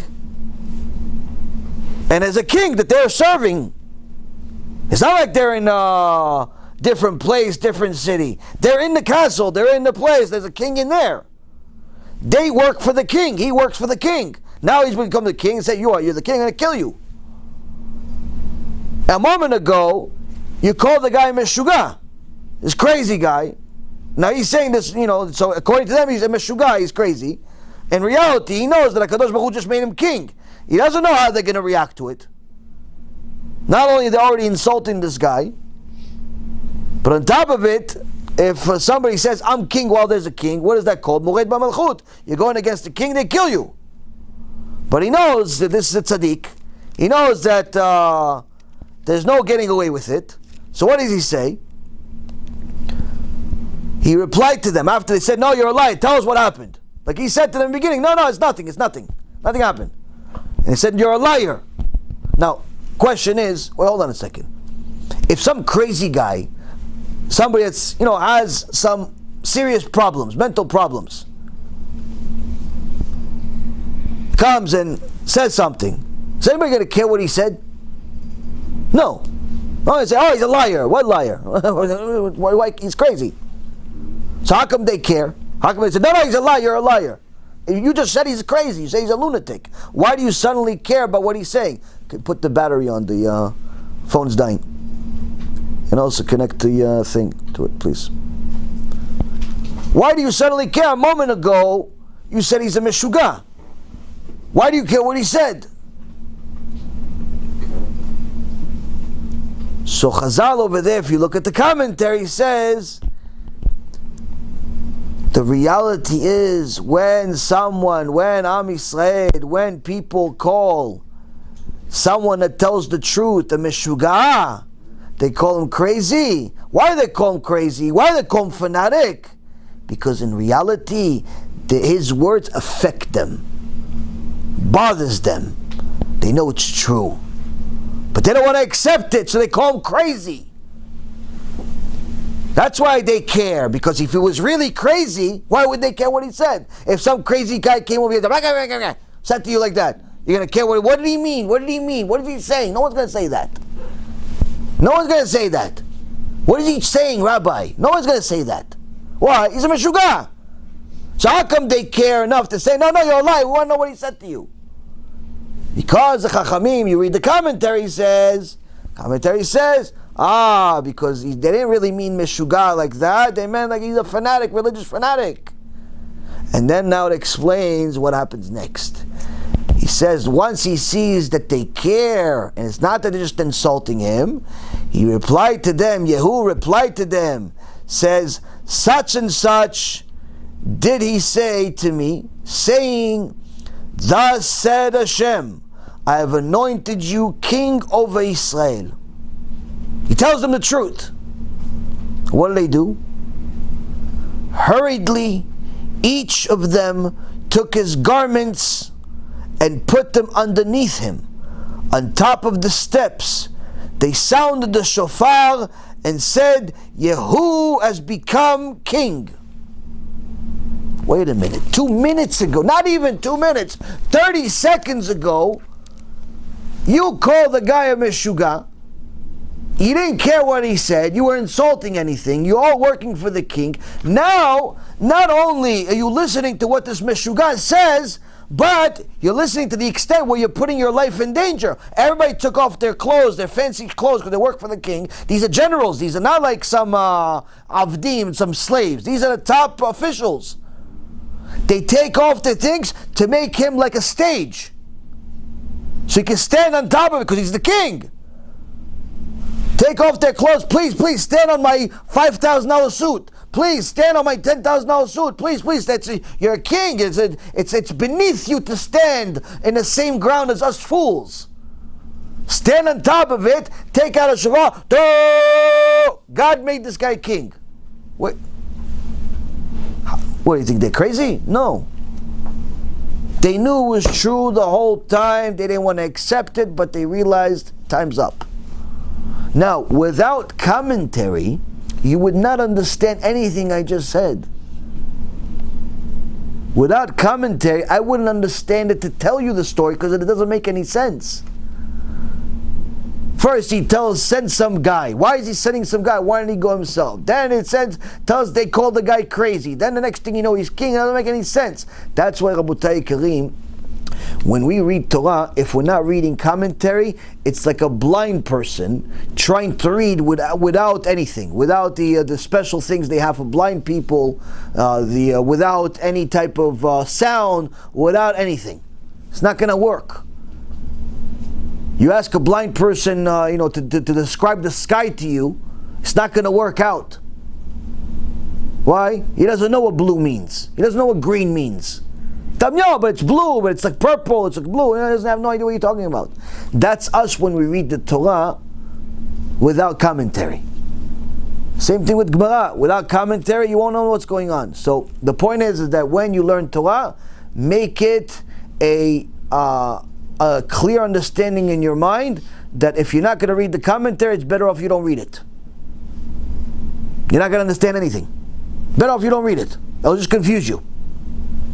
You're going to start coming up with your own wrong conclusions and build on top of them. That's why a lot of times I meet Bachurei Yeshiva where they learn Gemara for a little while, but they don't know anything still.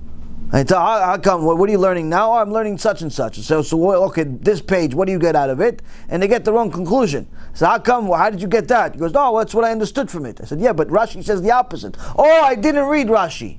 You didn't read Rashi? So you decide to come up with your own conclusion by yourself? You can't. Rabotai, we're not at that level. We're not at that level. Everybody, Rav Kanievsky reads commentary. Without commentary, you're simply a blind person trying to describe the colors of the sky. Not going to work. So you have to make it a clear understanding in your mind. You have to, when you read Torah, whether it's the Chumash or it's the rest of the Tanakh, you have to read commentary. That's the only way you're going to get an understanding. Joshua, please. What's the question? What happens to the children of converts who have not reached the age of believing for themselves? What happens to the children of converts that haven't reached the age that to choose conversion themselves? Now, when Mashiach comes. So, the beautiful part is, for a child of a convert, is that if the mother or the father or both converted and the child converted with them, they in essence made the choice for him or her, because they were little, they were a baby, or they were still not below bar mitzvah or bat mitzvah age.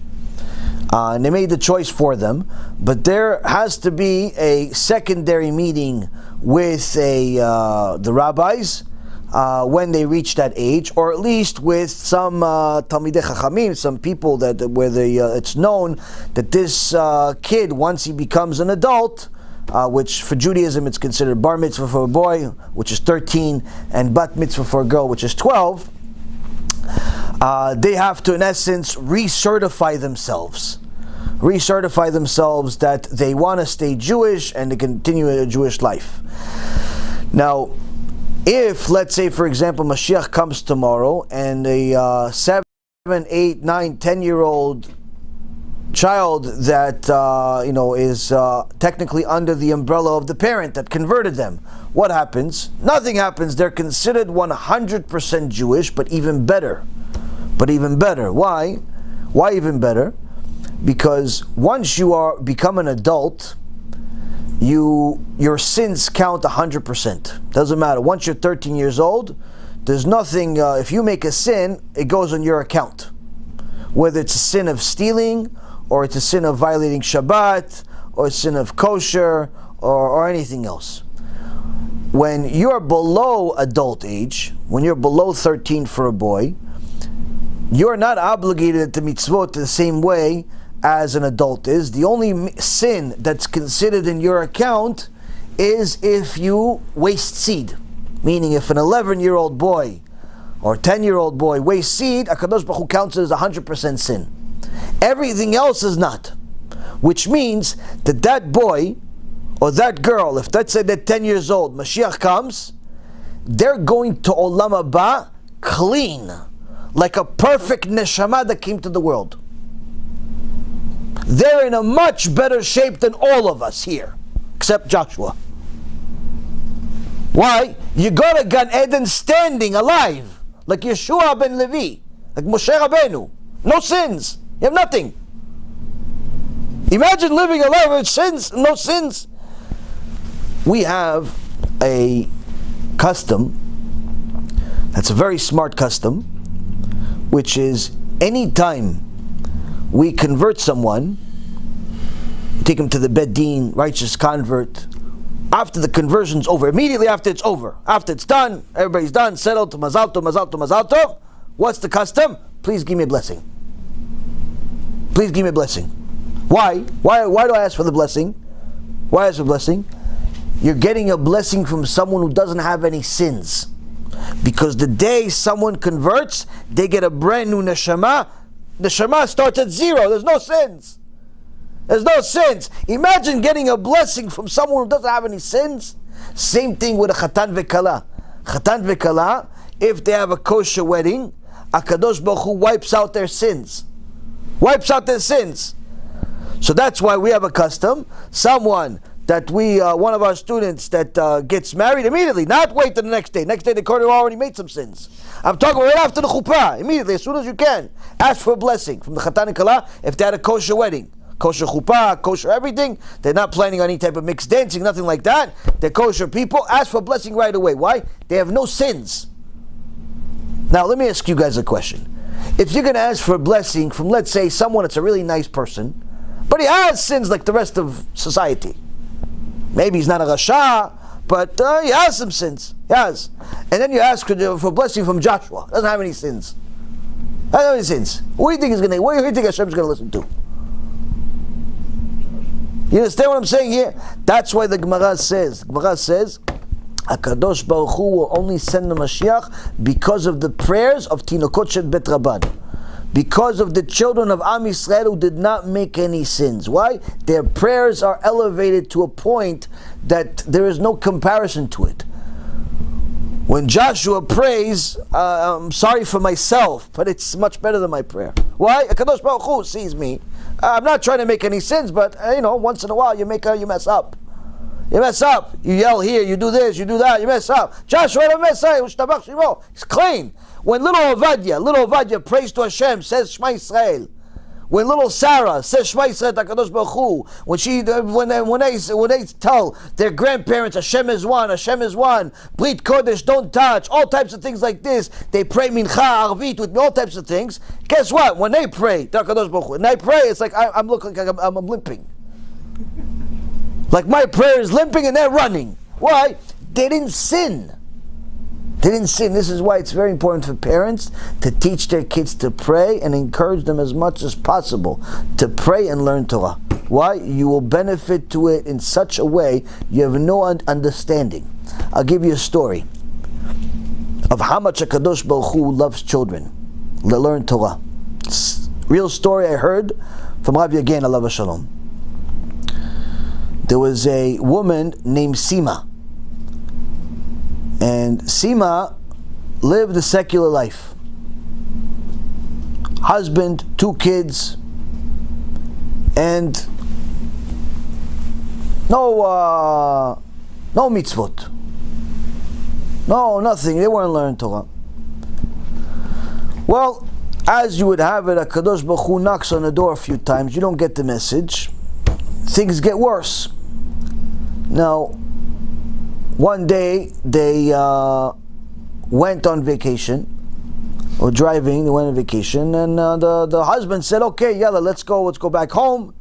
Let's drive back home." But Sima says, "No, I don't feel good about going. I don't feel like going right now. Let's go Motzei Shabbat." It was Saturday morning. They didn't keep Shabbat. You want to drive on Shabbat? But he said, "No, I don't feel good about driving right now. Let's just go tonight. Let's leave at Motzei Shabbat. Let's stay off through the day. We'll drive tonight home." Okay, no problem. She felt like there's something not good. She doesn't know why, but she didn't want to leave at that time.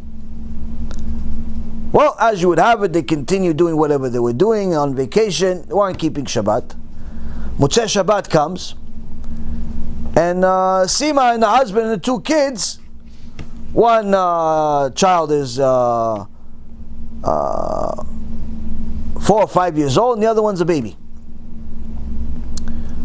And okay, they get in the car, they're on the road, and suddenly she notices that her husband dozed off for a second. Dozed off for a second, lost control of the wheel, lost control of the steering wheel, hit the wall, and the car, and they happened to be on a mountain, and the car just dropped 200 meters down the mountain. Pach! It's freezing outside. They hit a stone. Sima's head.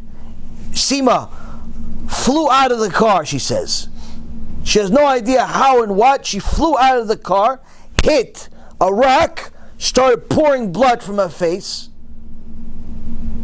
And then she realized that it's freezing outside. She has to do something or else they're all gonna die.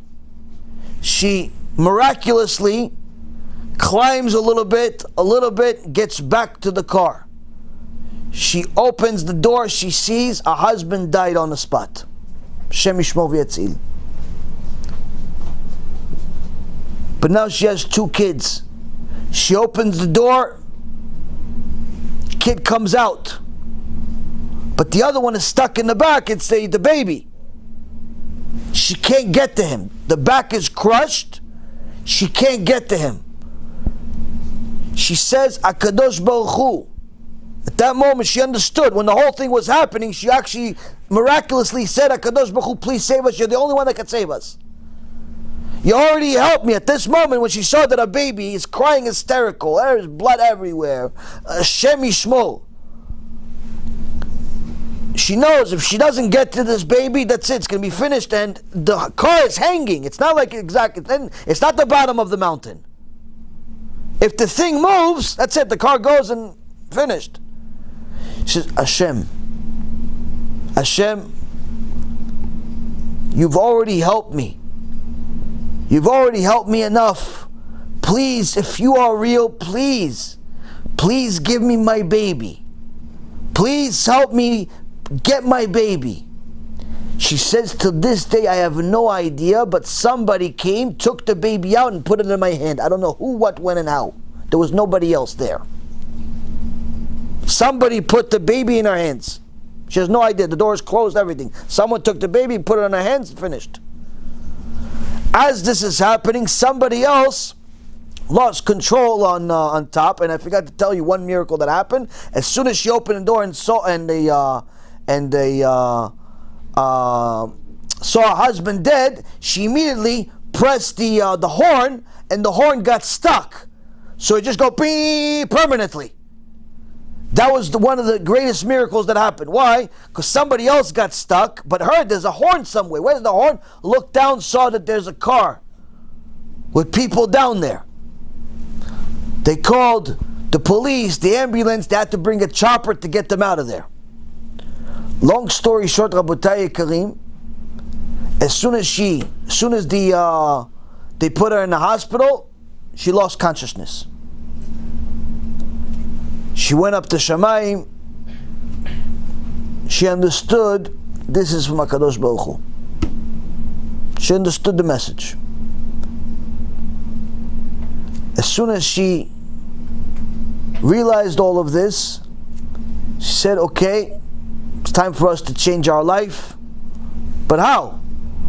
Okay, so we're not going to drive at night anymore. Okay, so we're not going to do this anymore. Okay, we're not going to do that anymore. But that's it. She doesn't understand. What do you do? Okay, you understand there's a God in the world, but what do you do? She didn't know what to do. So she was encouraged to do something, but she had no clue what to do. One day she was walking around in the streets, depressed, thinking about suicide, and a religious guy pulls over and says, excuse me, ma'am, do you know where the yeshiva such and such is?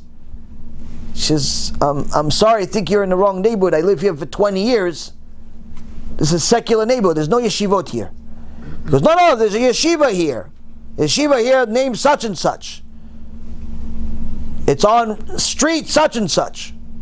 She says, honestly, I know the street, but I never knew there's a yeshiva here. If you want, I can show you where it is. Okay, so she goes with him, and she sees the yeshiva here.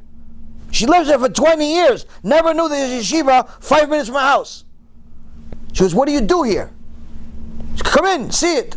So the guy comes in, she starts seeing a bunch of people learning Torah. People are learning, a book, everybody has books, another books, piles of books, all types of people learning. She doesn't know what they're doing. The rabbi sees as someone not familiar, a woman in the yeshiva. He comes up to her, he goes, yeah, can I help you? And he says, yeah, what is this? She goes, it's yeshiva. He says, Midrash, Bet Midrash. He goes, what are they doing? She goes, they're learning Torah. Oh, what are they learning? Because you're learning that God runs the world. There's Gan Eden, there's Genom, there's reward, there's punishment. What? What do you mean? There's reward and punishment. Why would God punish me? She goes, if you don't follow what it says in the Torah. She goes, what does it say in the Torah? He goes, it says a lot of things in the Torah. He goes, I need to know what to do with Torah. I don't want to get punished. He says, okay, you want to come to my house for Shabbat? He goes, yeah, sure. She goes to his house for Shabbat. She brings her 2 little kids. They sit for Shabbat. She sees Shabbat for the first time in her life. She grew up in a kibbutz. A communist over there.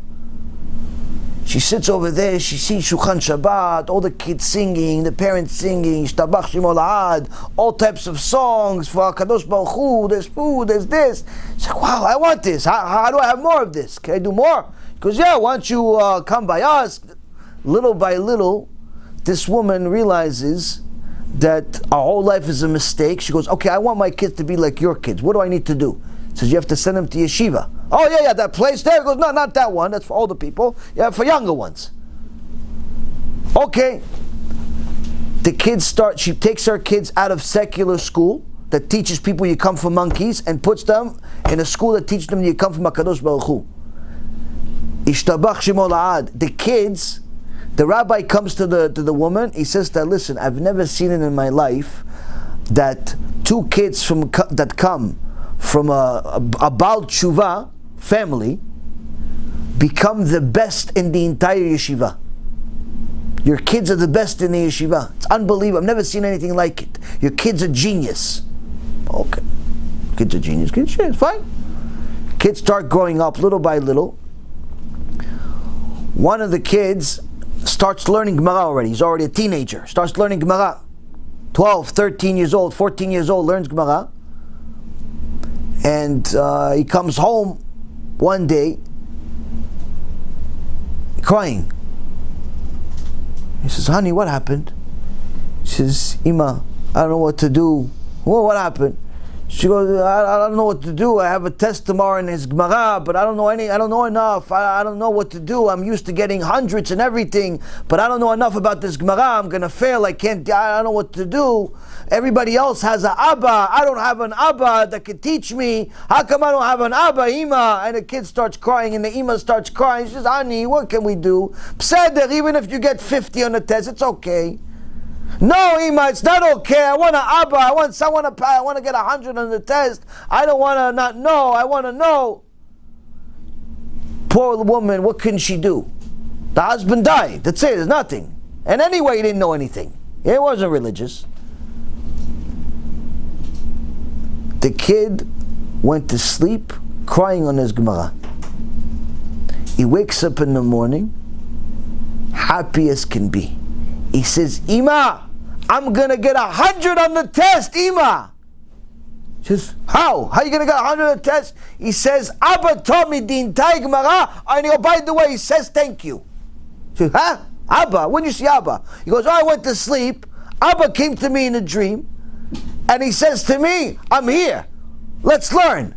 He says, Abba, how do you know the Gemara? He says, I heard what's going on. I'm learning Gemara in Shamayim. I'm learning Gemara in Shamayim. I learned the daf that you want to learn. I learned it for you. So let's study. I'm going to get you ready for the test.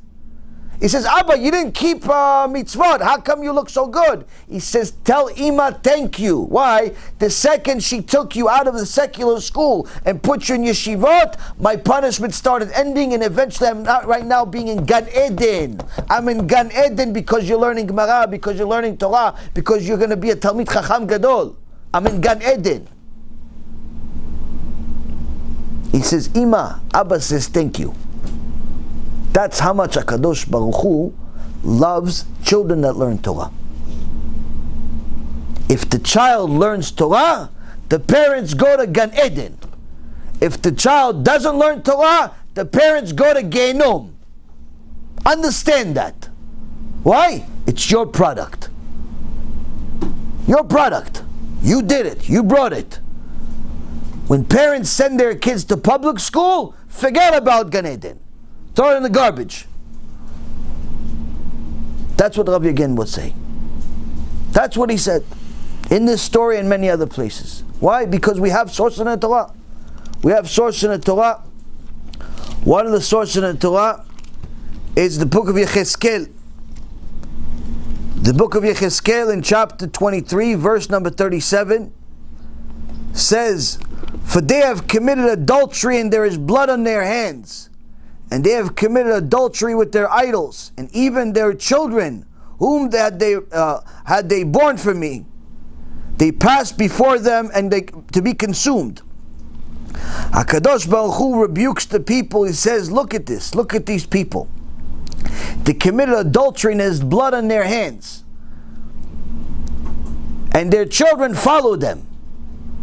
Children did the same thing. What's blood on their hands? What adultery?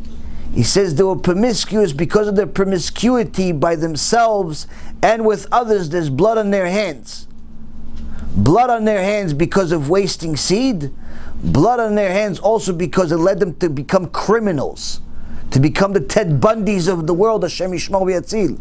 I saw an interview that mamash shocked my life. Someone recommended it. I had to watch it.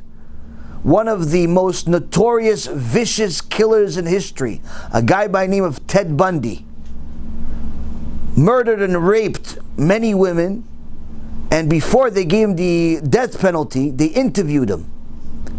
And they asked him, what happened to you?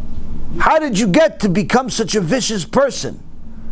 He says, I want you to understand, I was brought up normal.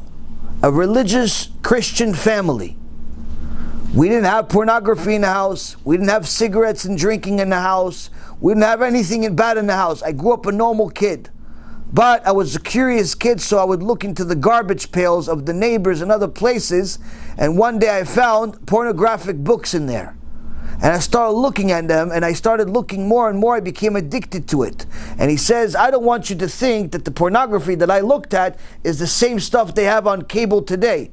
My stuff was much less than what they have on standard TV today. He says, but I got addicted to it and I wanted more, but eventually it wasn't enough. So I started looking for stuff that's called hard pornography. Stuff where it's the pornography that's with violence. Which the research that I told you guys about last week says that that's where it culminates to. He says, once I started becoming addicted to it, I started imagining it in my head, and eventually I wanted to do it. And almost like I became two different people. After I murdered the person, I felt bad about it. But before I was in such a high doing it, what happened to Ted Bundy? Pornography out to Ted Bundy. That's what he says. That's what Torah says also. Torah says here, these parents that commit adultery and they have blood on their hands because they watch pornography, because they're promiscuous, they don't do TeShuva for it. Not only is it blood on their hands for their own sins, but their children will do the same thing. Their children will do the same thing. Why? Because that's what they learn. They see the parents act a certain way, behave a certain way, do certain things, care for certain things. The kids end up doing the same thing. Hashem Yishmor. And that's why, Rabotai Karim, if a parent sends their child to public school, they're simply murdering their own kid. They're murdering their own kid. And that's why the Midrash Mi'am Loez says that parents that send their kids to schools that are not Jewish schools, they're not yeshiva, they're committing a sin of idol worship, because that's what they teach at public school. Idol worship, either idol worship by telling you that you came from a monkey, or you came from nothing, or you came from Yoshke, or some other form of idol worship. They don't teach you about God. Everything else is idol worship.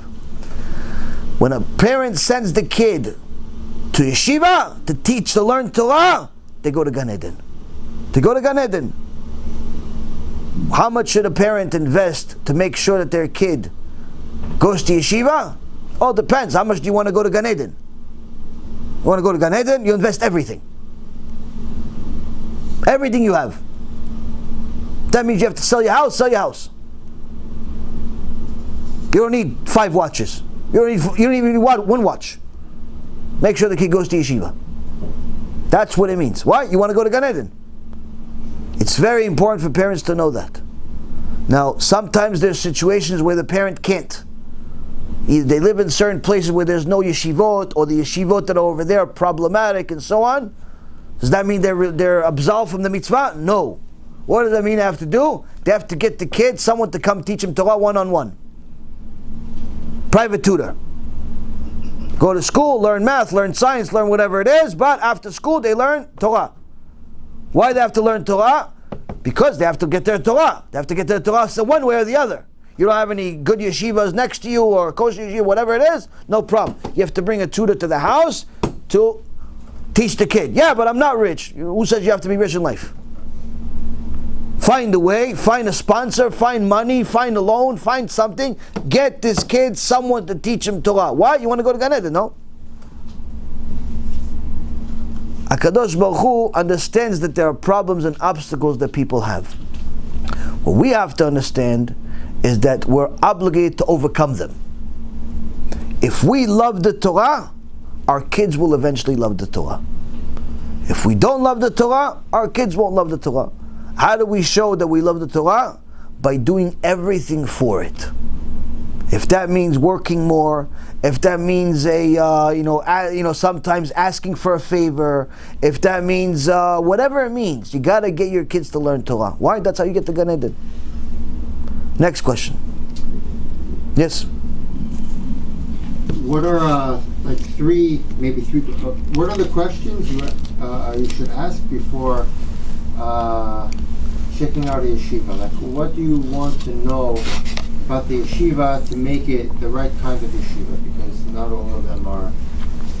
Questions that you ask about the yeshiva is, number one, who is the head rabbi there? Learn a little bit more about the head rabbi there, his shita, his mentality, what is his system. Ask about the curriculum, Do they teach them about schar ve'onesh, about reward and punishment, or they just teach them that everybody's tzaddikim and go to Gan Eden automatically, like some yeshivot over there? So it's not. So if they teach everybody to just go to Gan Eden no matter what they do, that's not a yeshiva. That's simply going to destroy your kid. The other thing is, you have to ask if they have any goyim teaching in the school. Any goyim teaching in the school. Doesn't matter what subject. Doesn't matter what subject. Even if there's goyim teaching history or math or science, I would not recommend you send your kid to the yeshiva. Why? Because many times the church sends their missionaries to yeshivot to teach neutral subjects in order to missionize with the kids, and I've witnessed this with my own eyes. I've witnessed this. I've seen situations where you have missionaries inside yeshivot. I gave you guys a whole shiur about it about 3, 4, 5 months ago. Unfortunately, there are many Christians that are missionizing, or even atheists that are missionizing for their atheism in different yeshivot. So if you have a goyim teaching in a yeshiva, that already tells you that the leaders there are very weak. And if the leaders are weak, then the fruits they bear are going to be weak. So you have to be also knowledgeable about this yourself. You cannot be an ignoramus and expect that you're going to know what you're talking about. You have to obviously have some type of understanding of what to ask, who to ask, when to ask, and so on. You have to. Usually, it's a good idea for your rabbi to double check certain things, to make sure that things are okay. But again, at the same token, there's most of the work you have to do yourself. Don't just say, "Listen, Rabbi, here's a phone number. Call the yeshiva. Let me know what you think." Your rabbi doesn't work for you.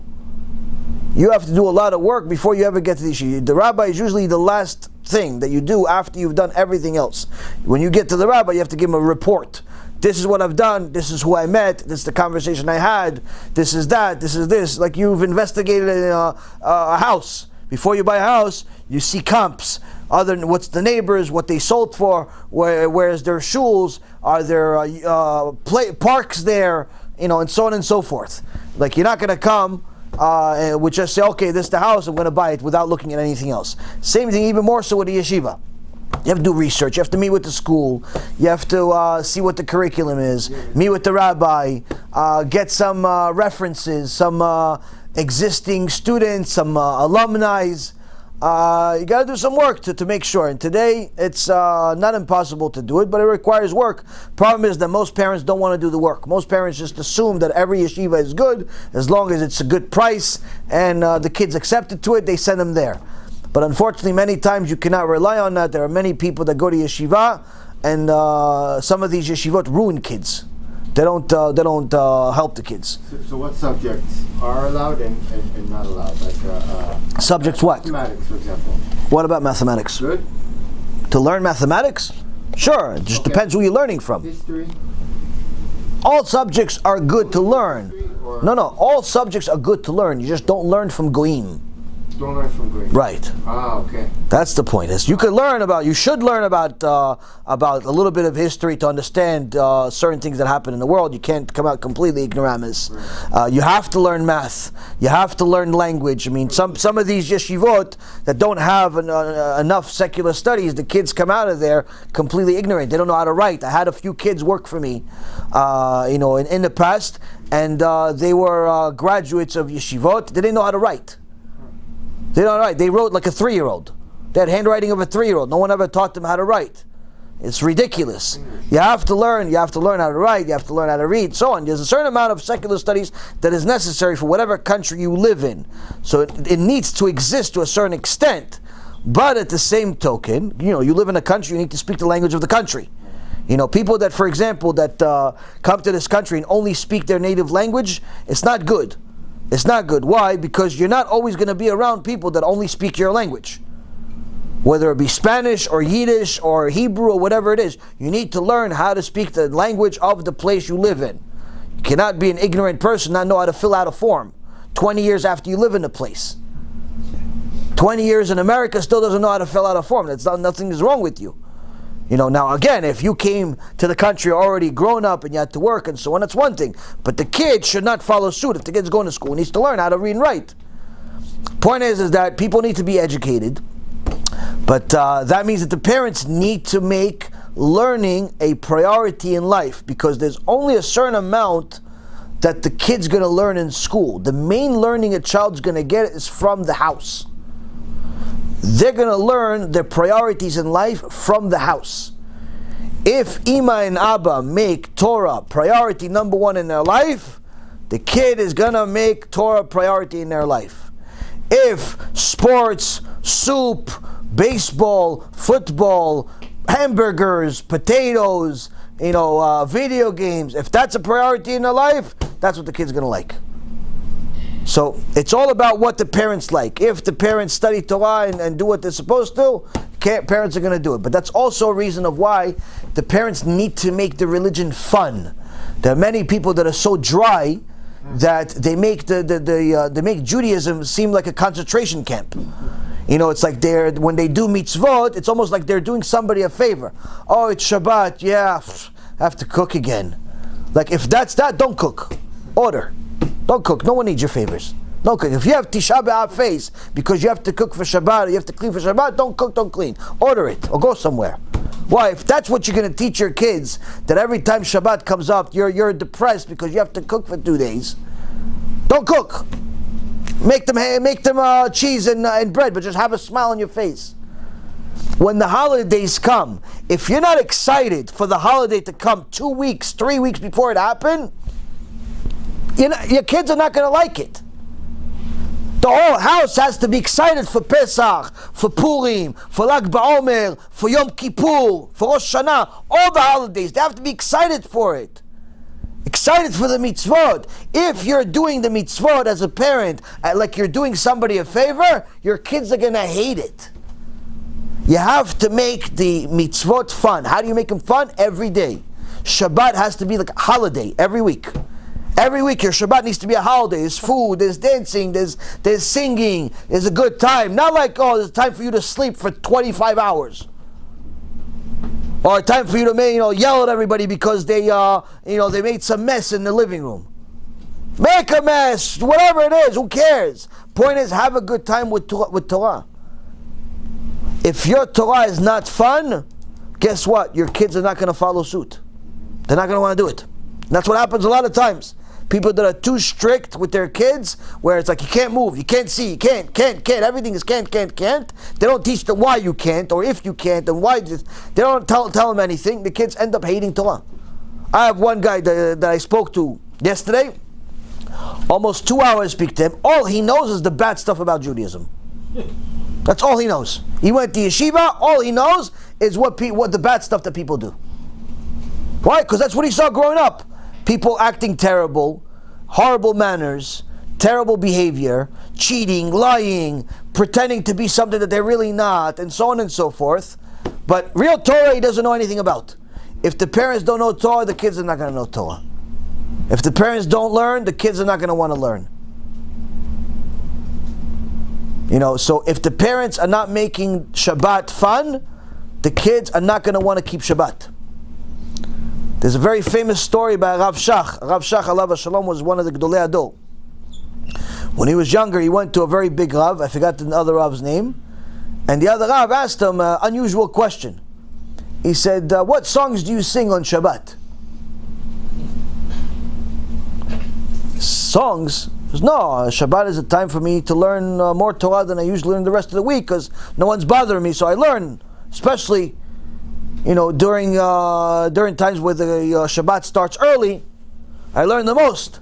The whole night, no sleeping. Yeah, but what songs do you sing on Shabbat after you eat? What songs do you sing? He says, I don't sing any songs. So this big Mekubal says to him, no, you need to sing songs on Shabbat. Sing songs on Shabbat. He says, years later, 50 years later, he says, I didn't listen to him. And it was one of the biggest mistakes of my life. Rav Shach, he became one of the biggest rabbis in the world. What do you mean? You made a mistake? What mistake? Because you didn't sing song of Shabbat? He says, yes. He says, why? Why is it a mistake? Because I didn't sing songs on Shabbat, my kids did not love the Torah like I do. Why? It wasn't fun. It wasn't fun for them. They didn't have the sweetness of Torah like I did. They needed the songs. They needed the songs to sweeten the Torah, to give them strength for the rest of the week. They needed a good time once a week. They needed sweetness of Torah. I didn't give it to them. So they grew up and they didn't want to be. They didn't like the Torah so much. So yeah, I learned a lot of Torah, but I lost my kids. Rabotai Yekarim, part of the Torah is to enjoy, to do the mitzvot besimcha. Parashat Ki Tavo, one of the scariest parashot, if not the scariest parasha in the entire Torah. There's a parasha that talks about all of the punishments. Hashem Yishmor V'Yatzil. Diseases, plagues, poverty, and even to the extent of eating, famine, to the extent where the parents eat the kids. That's how much punishment is in this parasha. Why? Kadosh Baruch Hu says, why are all the sins? Because we did not do the mitzvot besimcha. Lo avaltem et Hashem besimcha. Yeah, you kept a few mitzvot, but you weren't happy about it. You weren't happy about it. So you were doing me a favor. Who needs your mitzvot? Rabotai Yekarim, it's very important to do mitzvot besimcha, to understand that HaKadosh Baruch Hu doesn't need our mitzvot. He doesn't need anything, like Manis says. If we're going to do it, we have to do it in a good way. Shabbat has to be a celebration. If you cooking and cleaning puts you a Tisha B'Av move, you're depressed, don't cook. Get somebody else to cook. Cleaning makes you in a depressed behavior, don't clean. Leave it dirty. Or get a clean lady. Just be happy. Be happy. But just so you know, that cooking and cleaning, that's your Avodat Hashem. That's your Avodat Hashem. If you're not happy about your Avodat Hashem, guess what? Hashem's going to send somebody else to do it. Amevin Yavin. It's important for us to do the mitzvot besimcha. Not be depressed. That's also what happens to a lot of people that focus too much on Mashiach. They're always tense. Mashiach's going to come now. Mashiach's going to come now. Okay, Mashiach's going to come now, or tomorrow, or in a year from now, or 10 years from now. What about doing the mitzvot though? What about that? What about doing the mitzvot besimcha? What about learning Torah? What about learning halachot Shabbat? What about halachot kashrut? What about halachot every day? How about that? Everyday life. No, they're so focused on Mashiach coming in 5 minutes from now, they forget to be happy. They're always tense, they're always stressed out, and they don't realize Mashiach comes, they're the first one he's going to kill. Why? We didn't serve him with happiness. He didn't serve him with happiness. Kadosh Baruch Hu says, you have to learn how to be happy with your Judaism. You have to. And sometimes it's not easy, sometimes it's even hard. You have to do it. Why? Remember, you're serving the king. You're serving the king. You better have a smile on. Next question. Yes? Short question, just... No, a long one. Okay. No, I'm kidding. Oral Torah. What is that? Strawberry? Where, Peach. It's high end. Corona. No, go ahead. where does it say in the written Torah that there is an oral Torah? There is many places that it says in the Torah that, where Kadosh Baruch Hu says that I gave Am Yisrael the Torot. Torot is plural for Torah. It's like saying Torahs. So what does Torah mean? Torah is singular. Torot is plural. Is more than one. Torah is like instruction, learning. There's a lot of words. No, you're not understanding what I'm saying. You're listening to yourself right now. Listen to the words coming out of my mouth, not the ones that are in your head. Okay. Torah is one, singular. Okay. Torahs, like with an S on it, is plural. That means more than one. Yeah. So HaKadosh Baruch Hu says that He gave us in Mount Sinai Torot. Torot is more than one Torah, which means written Torah and oral Torah. What does Torah mean? You asked one question, I'm answering one question. Now you're asking another question. Because in my head, or from what I read, is that Torah are instructions. So the Torah is filled with instructions. Yes. So therefore, when he says gave the Torah, meaning all the Torah in the Chumash. No. No. The Torah is an entire set. What's in the Chumash is parashot, not Torot. Parashot, these are sections, like saying chapters. Torah is an entire set of instructions. There's a written Torah and there's an oral Torah. The written Torah is the Chumash, the 5 books of Moses. Then you also have the Nevi'im and Ketuvim, which is the entire Tanakh, but the core part of the written Torah is the 5 books of Moses. The oral Torah is the commentary on the written Torah, the Gemara, the Mishnah, the Shulchan Aruch, the Poskim, the Sifrei Chazal, and so on and so forth. The oral Torah is much more significant in size than the oral Torah, because the oral Torah explains everything that you can get from the written Torah, which has no end. It has no end. So, but if HaKadosh Baruch Hu made everything in the written Torah, the book would start here and end at the end of the universe. It would be too big of a book for you to take to school. So he wrote in 2 ways.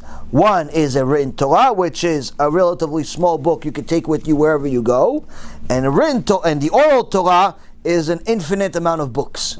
There are websites that have literally hundreds of thousands of books that you can download for free, or sometimes for an annual fee. And even those, that's not the entire Torah. That's just what they have. And there's many websites like this that have hundreds of thousands of books of Torah. When you go, for example, if anyone went to Rav Ovadia's house, alav shalom, they would see he had no walls. All he had is books. He had somewhere between 40 to 60,000 books. And he knew all of them by heart. No exaggeration. Only reason we know it is because it was tested once. There was a wicked journalist, Israeli journalist, that wrote an article about Rav Ovadia without checking with him, without asking any question. He just assumed stuff because Rav Ovadia was already in his 80s. And the guy's article was, I don't understand why anybody listens to Rav Ovadia. He's very forgetful. And why would anybody listen to this senile person? So Rav Ovadia, who usually didn't pay attention to journalists, this came across his desk and he said, invite the journalist to my house. So he invited the journalist.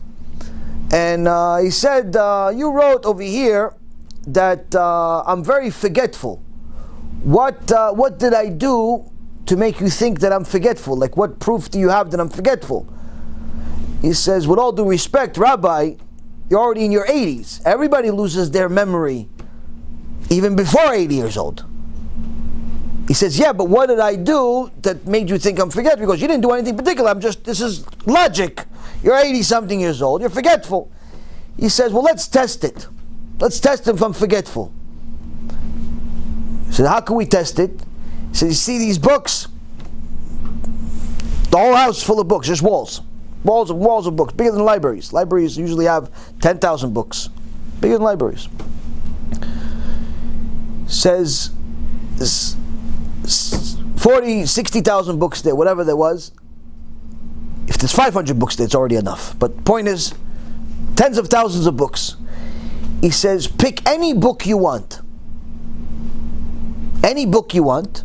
Tell me the name of the book. Who wrote it? What's the name of the author? Open it any page and just tell me the first few words. First 3-4 words. Why? Let's just do it. Now I'll tell you what's on the page.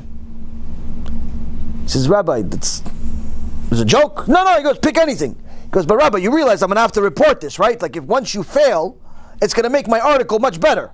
He goes, all right, Peseda, no problem.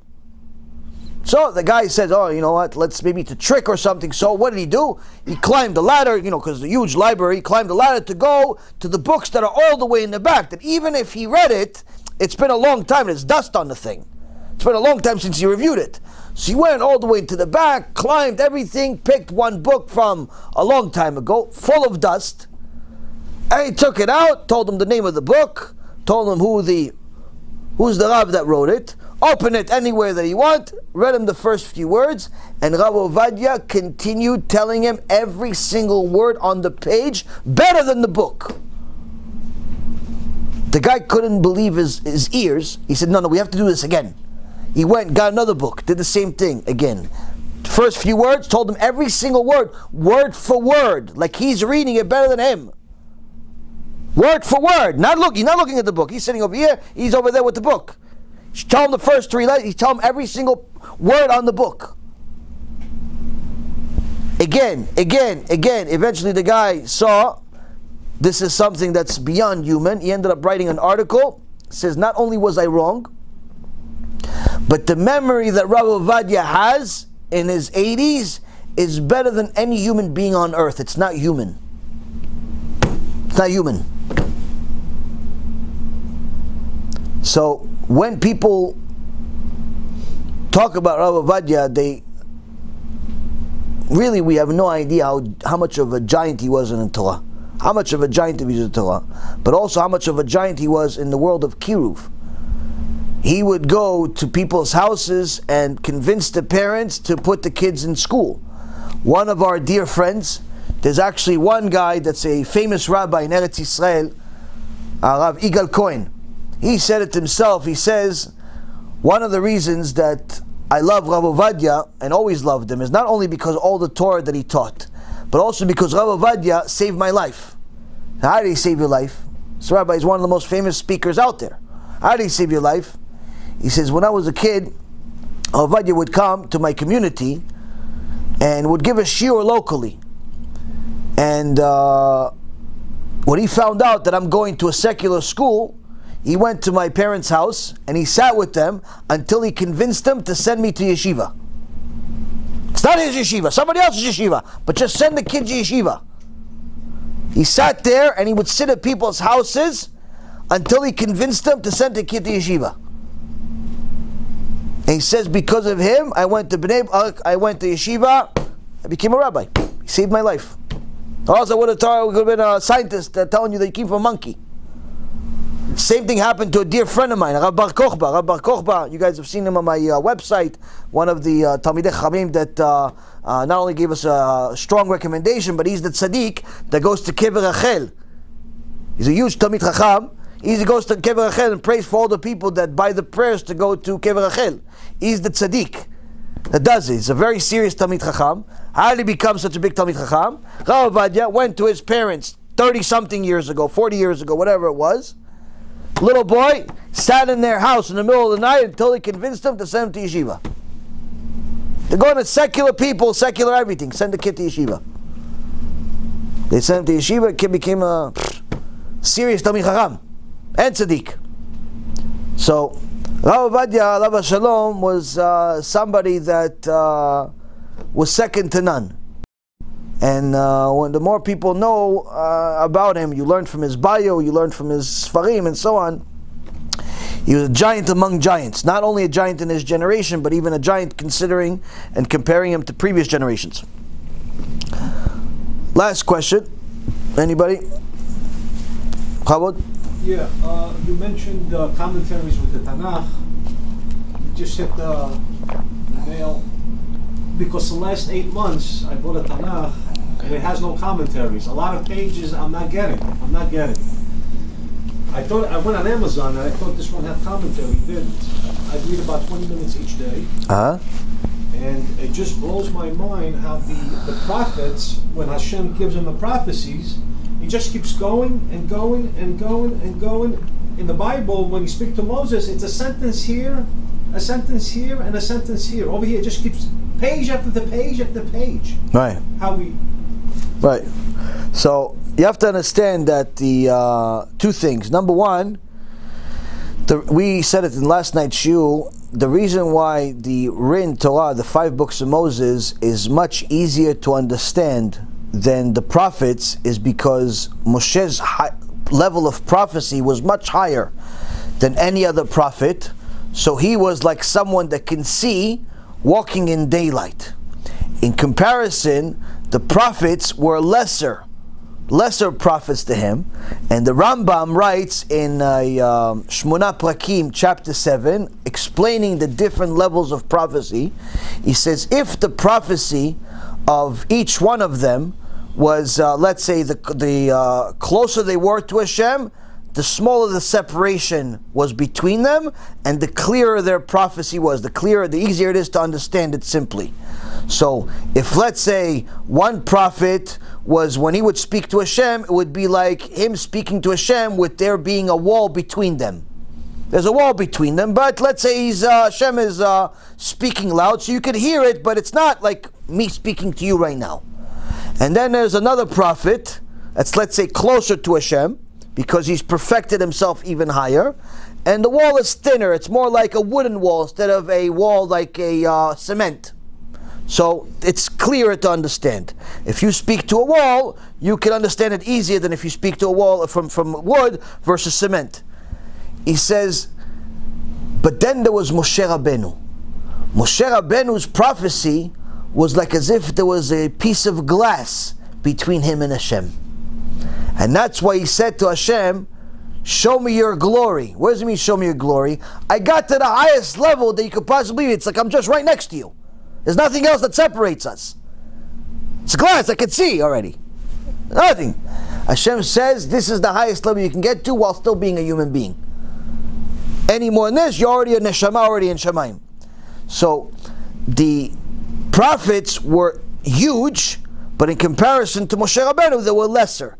Hence the reason why the 5 books of Moses are much easier to understand than the prophets. But that doesn't mean that you should read the 5 books of Moses without commentary, because to us, nothing is clear. Whether you read the 5 books of Moses or you read the prophets, if you read it without commentary, you are reading the Torah like a Christian. And that's why the Christians have a different religion. Why? Because they read it without commentary, and they, in essence, decide what happened, instead of listening to the Chachamim who know for sure what happened. Why? Because we have an oral Torah that tells us what happened. So if you, for example, read the Kriyat Yam Suf, Agadah, you're going to go to Agadah, you're going to go and say, Am Yisrael went to the Sea of Reeds, and Hashem split the ocean. And they all went to, like in the movies, one wave went that way, one wave went that way, and everybody went kumbaya in the middle. Wrong. Even Kriyat Yam Suf you won't know. Why?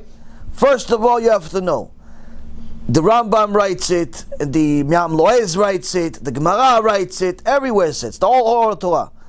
First of all, you should know, the Yam Suf was not split in half. It was split into 12. One tunnel for each tribe. Number 2, it didn't go to the other side. It came back to the same side, meaning it was like a rainbow. Without reading the commentary, you would never arrive to that conclusion. Meaning that even something basic like Kriyat Yam Suf that every Jew knows about, every guy knows about Kriyat Yam Suf, you wouldn't even know that. You wouldn't even know that. Why? There's no commentary. No commentary. So, without commentary, we're simply creating a new religion in our mind. We're not going to understand one verse in the Torah without commentary. Do not read the Torah without commentary. You do not know enough. You don't know more than Rav Kanievsky. I promise you. And he reads commentary. He reads commentary. He doesn't read Torah without commentary. I promise you that. You don't know more than Rav Ephraim. He reads commentary. You don't know more than Rav Ovadia. He reads commentary. All of his drashot to the people for decades was about the commentary, the midrashim. Why? Without commentary, we're blind people. We're blind people walking in darkness.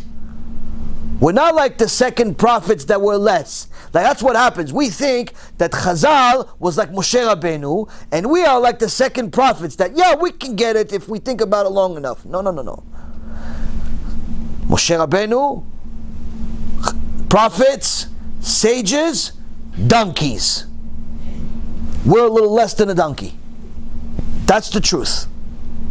How do I know? Gemara Masechet Shabbat.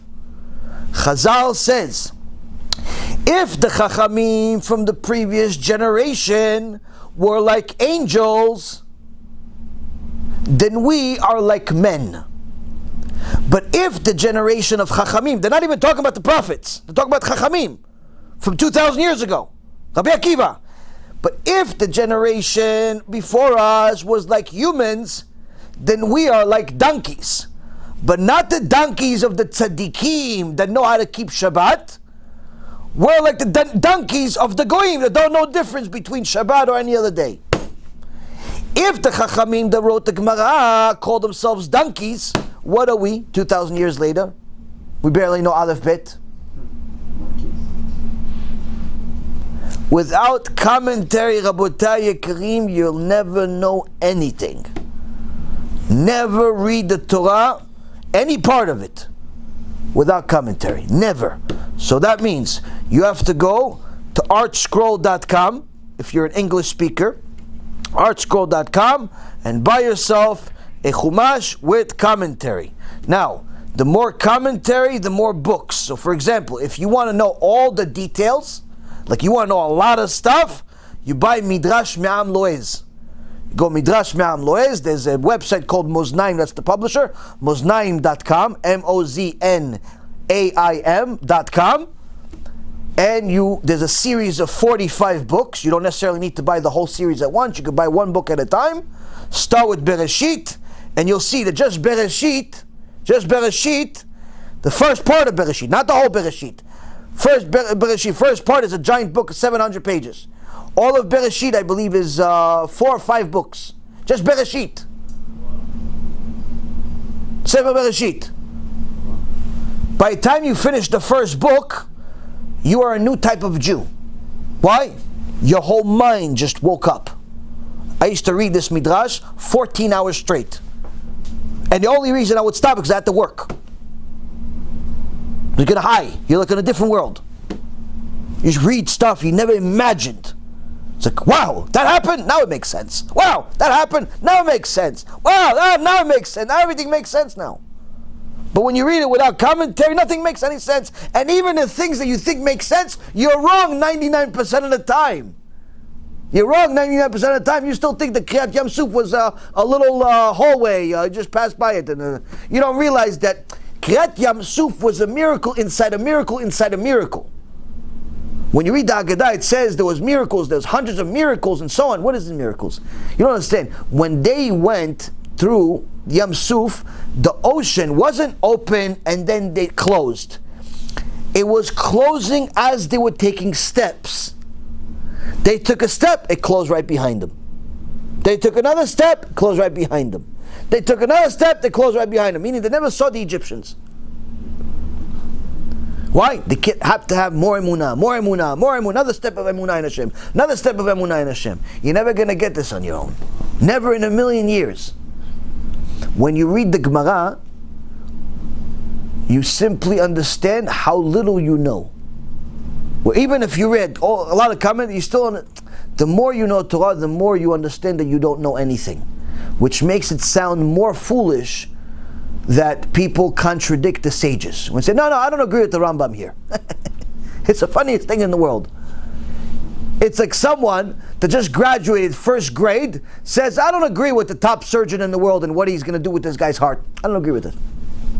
No, it's not for me. What do you know? ABC. What about after ABC? I don't know yet. We didn't get to it yet. What about D maybe? Never heard of it. What is that? Food?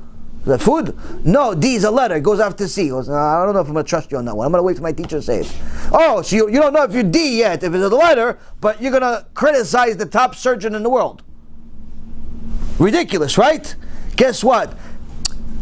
Reading the Torah in our own way, in our own logic, is worse. Why? Because we don't know enough. The biggest sages in the world read it with commentary. But that's what happens sometimes when we don't know what we don't know. So we do. It's a mistake. I made it also. Everybody makes it. So it's important for you to know. Without our sages, we cannot walk 2 steps. This is why the Gemara says, Rabbi Akiva says, Am Yisrael is like a bird. It's like a yonah. Why is it like a yonah? Why is it an analogy of using Am Yisrael as a yonah? He says because Am Yisrael depends on its chachamim. If they use the chachamim, they can fly in the heavens. But if they don't use the chachamim, it's like a bird without wings that falls all the way to the ground and dies. Am Yisrael without chachamim is not Am Yisrael. Why? We don't know anything. We don't know right, we don't know left, we don't know nothing. Anyone that starts delving into the Torah without commentary is going to arrive at a different religion. My proof? Christianity. The Christians, their whole religion is based on Torah without commentary by the sages. Torah without oral Torah, just written Torah. That's how they arrived at a different religion that does not know what Shabbat is. Their Shabbat is Sunday.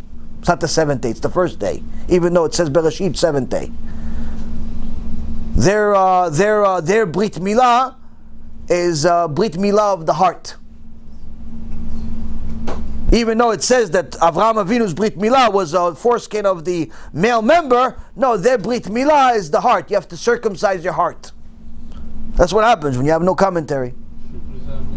Nothing. It means nothing. It means you have to do a nothing. It means you can walk around like a goy with the Olah and that's it. Nothing. It means nothing. That's the point. The whole religion is based on nothing. They dip them in the water, baptism. Yeah, the baptism and all types of things. They do all types of things that they created because they wanted to create some type of mitzvot for themselves as if they're doing something. So Because how many books did Rashi write? So just tidbits in the art scroll, just tidbits of Rashi. the art scroll, it depends. Okay. There is an art scroll that has tidbits of Rashi, Rambam, and a few other commentaries. But then there's an art scroll that has only Rashi on it, which is a lot more than what you have. And then there is other books, other publishers that have other commentaries. There's the Ramban as commentary. There's the many other ones, many other sages. Abarbanel. There's many commentaries. But Rashi is the one that's accepted among all of Klal Yisrael as the first and foundational commentary on the entire Torah, because Rashi focused on the pshat, on the simple meaning of a Torah, which is always valid. That's the main one. Whereas other commentaries, like Chizkuni or Ramban or others, they delved sometimes into other aspects of the Torah, of the secret parts of the Torah and others, which again is good, is important, but is not more important than the pshat. So, and also Rashi covered more ground than everybody else. He gave a commentary on every verse in the Torah, where the other sages did not give a commentary on every verse in the Torah, they just gave on some of them. So with Rashi, if you read Rashi, you'll understand every verse in the entire Torah and the Gemara. If you read other commentaries, you'll understand some of them and not enough. So the first thing in the obligation of a Jew to learn is the commentary by Rashi or Onkelos. If you know how to read Onkelos, then Onkelos is even higher. But the point is that you have to read Torah with commentary, Jewish commentary. Not local rabbi commentary, not website commentary, not modern day rabbi commentary. We first go to the commentary of our sages from centuries ago. That's how we know that it's right. The closer it is to the time of Moshe Rabbeinu, the closer it is to the source. So the first commentary is Onkelos. If you know, I don't know if they have Onkelos in English, but if you have Onkelos, that's the highest level of commentary. After that, it's Rashi. But the point is that he's 2,500 years ago. Onkelos. He's the first. He's the first one to make commentary. The commentary by Rashi is based on Onkelos also, and others. It's Aramaic. I think they're starting to come out with an English version of Onkelos. Online you can find I don't think online. I think you have to buy the books. But the point is that start with Rashi commentary. You'll get the good understanding of what's going on, and a very good understanding of what's going on. and then move on to other things from there. But it's very important for people to learn how to learn, and don't just make decisions of what to do because it makes sense to you. Always double check with a rabbi, with a Talmid Chacham, what's the right way to do this. Don't say, listen, I'm doing this, is this okay? Don't ask questions like that. Ask questions, what do I do? Like you don't know anything. Because sometimes people ask questions, listen, I'm doing this, is this okay?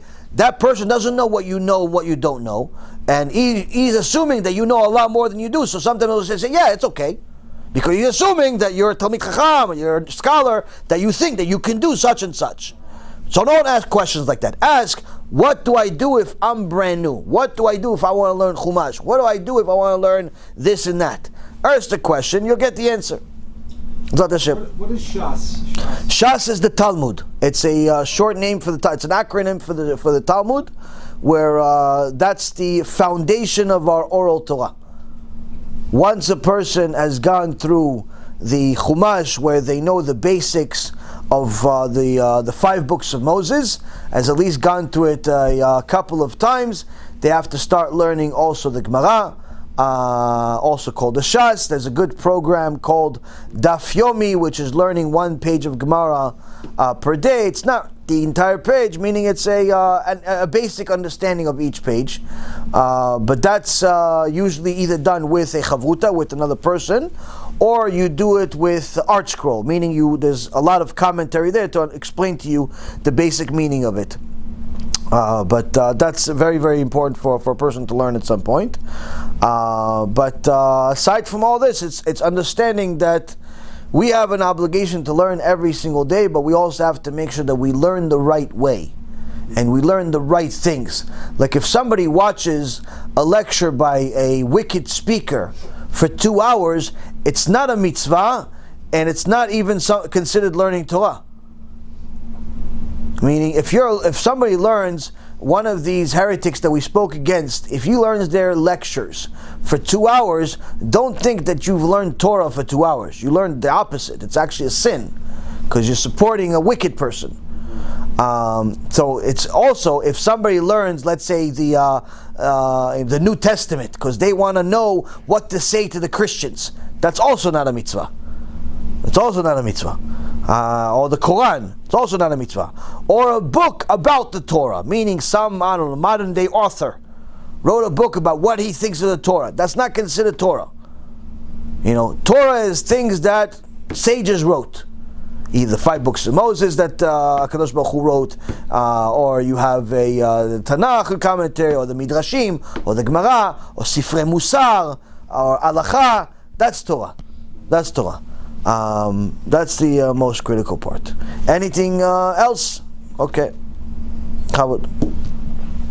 So, what happens if you don't have a chavruta? I think the battery is dying again. Yeah. If you don't have a chavruta, it depends what you're learning. If you're learning Chumash, or you're learning a midrash, or you're learning a musar, you don't need a chavruta for that. If you want to learn Gemara, then you should have a chavruta. But if you don't have one, then get yourself an art scroll Gemara that has the English translation, and just make sure to read the entire page, and that's like having a chavruta. That's like having a chavruta. Because what happens with chavrutot is that, first of all, you need to make sure that chavruta is a Talmid Chacham. Oh. It can't be like you. Can't be, so it can't be like 2 beginners learning together from the Gemara. So it has to be, one scholar and one new guy or lesser, or 2 scholars. But if it's going to be 2 people that are brand new, or 1 person or brand new, then they need to learn art scroll. That gives a lot of commentary, that gives a lot of details, that you're going to arrive at the right conclusion as a result of it. Because the Gemara is it's very important for you to understand what's being said, not necessarily understand the language, but understand what's being said. A lot of people spend a lot of time learning the language, learning Hebrew, learning Aramaic. That's not the ikar, that's not critical. The critical part is to learn what's being said, and to learn how to think like a Jew. And in the beginning it's hard because you have no idea why they're even arguing and why can't they just tell you yes or no and get on with it. But that's not the point. The point of Gemara is to know how to think like a Jew, how to arrive at a conclusion. And that takes some time. But again, that's assuming that you've already done all of the other basics beforehand. You know how to keep Shabbat, you learned Halachot Shabbat, you learned the Chumash, you learned some Musar every day. Learning has become a part of your day-to-day life, and your rabbi has said that you are ready to learn Gemara. If you're ready to learn Gemara, then you should do it. But to just jump into certain things too fast sometimes can cause more damage than good.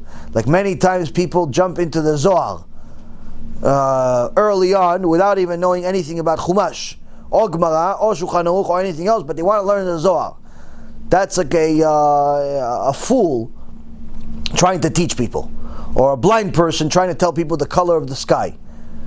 Zohar is specifically meant for people that are serious Talmidei Chachamim, that are already experts at all of the other basics, the Shulchan Aruch, the Gemara, the Chumash, the Tanakh, the Musar, and so on. People that go to learn Zohar and Kabbalah, simply fools, unless they're Talmidei Chachamim, and they got permission to do it, and so on. But again, it's when people don't know what they don't know, they just assume they could do whatever they want, which technically they can, but they're not going to become anything as a result of it. They could be learning for 5-10 years and still know nothing. They just know a little bit of a lot of things, but they don't know anything substantial. They don't have a full thought. You ask them to give me a chidush, give me some type of insight, give me Parashat Shavua. What happened this week? 5 minutes. Can't give you, and don't know what to say. Oh yeah, it was Moshe. Okay, Moshe, thank you. Aaron also. Okay, thank you. They were in the desert. Psh, wow, amazing. What else? Those people there too. If it wasn't for you, I wouldn't know. What else happened? Oh, I don't remember. I remember. Why? You're learning in your own way, your own world. It doesn't work that way. Person needs to know that there's a system you have to follow. It starts with Aleph, then Bet, then Gimel, then Dalet, Le'at, ABC.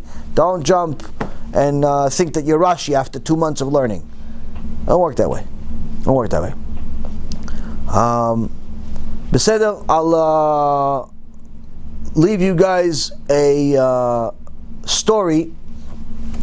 Leave you guys with a story that hopefully will give you some bitachon over these next few days, because right now we have to insert a little bitachon in every lecture. And the reason why is because every week so much happens, it's like a year. So I don't want to lose you guys. I don't want you guys to get crazy, because a lot's going to happen in the next few days. Corona, Barona, and government, communities, all types of things. A lot of stuff happens every day. So you guys this is a time where there's not enough bitachon.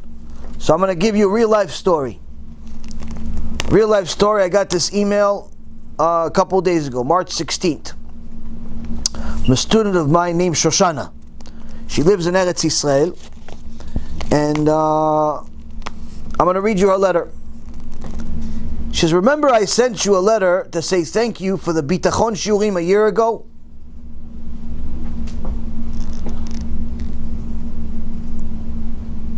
Well, after a year of listening to your shiurim, I built my bitachon with Hashem.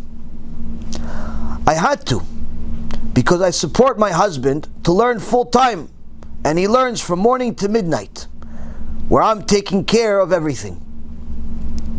I gave up an operations manager position in Carmel, Israel, this year, so my husband can stay in Yerushalayim. He did not want to leave Yerushalayim, no matter how big of an income I would make. Instead, I took an average pay job at a biochemistry job in Yerushalayim. I struggled to come home to juggle all the cleaning, cooking, shopping, and homework with the kids, and just spending time with each kid. But I didn't let go of working on myself and get closer to Hashem. Every day I heard a new shiur from you, and it kept me strong. The last 3 to 4 months I just wanted to cry, because it got so overwhelming, but I just kept praying harder for Hashem to help me. Today, Jerusalem looks half shut down. Most mothers are struggling in their homes with the kids due to no school and jobs closing because of the virus. Either people are becoming very paranoid or beyond and become stressed. Then there's me. I gave up everything that I wanted so my husband could learn, and now I realize what Hashem did for me.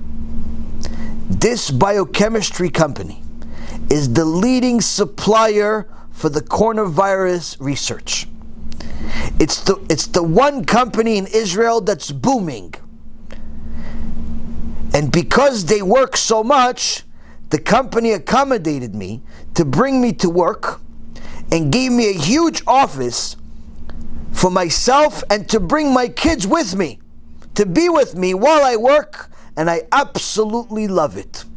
I get to spend time with my kids more than ever. They help me at the job and they listen to the Torah that you teach in Hebrew now. I can't get over at how Hashem set me up to not feel this plague around me. If I took the job at Carmel, that jet engine company, I'd probably be out of a job right now because of the airline issues that are happening. I always make sure to say to Hashem, you know better than me, put me where it's best. May everyone have the bitachon to see each day as a gift the way I'm seeing it now. Keep doing what you're doing. My husband wanted me to write you this, to say thank you for helping us to see how amazing Hashem is. Real life story, Rabotai Kareem, of anybody that listens to HaKadosh Baruch Hu and the Chachamim. That's what happens in real life. The story you heard about the girl at the TeShuva 2 days ago, that happened a couple of days ago, that's the beginning. This one is a year later, of a different one. A year from now, I'll tell you the story of the one I told you today. That's how it works.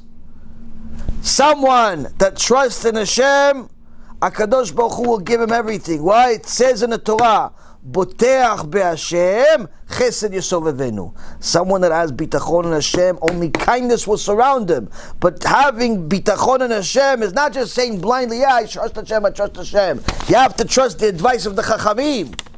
If they tell you right, even left looks good, you still go right. Why? Hashem will change nature just to make the Chacham right. That's what we have to understand, Rabotai Karim. It's important for us to know that HaKadosh Baruch Hu loves us, but He's also obligated Himself to test us, to see, do we have bitachon, do we have emunah, but even before that, do we have yirat shamayim or yirat corona? Are we afraid of Hashem or afraid of corona? If you're afraid of corona, that means you're not afraid of Hashem. You have to be afraid of Hashem. You're afraid of Hashem, you'll have emunah, you'll have bitachon, you'll have HaBa, you'll have everything good. You're not afraid of Hashem, you don't have anything. You have nothing, you're homeless. Please, let's not stay homeless. HaKadosh Baruch Hu has a big house for us. We just have to listen to Him. Listen to Him, listen to Chachamim. Baruch Adonai Le'olam. Amen ve'amen.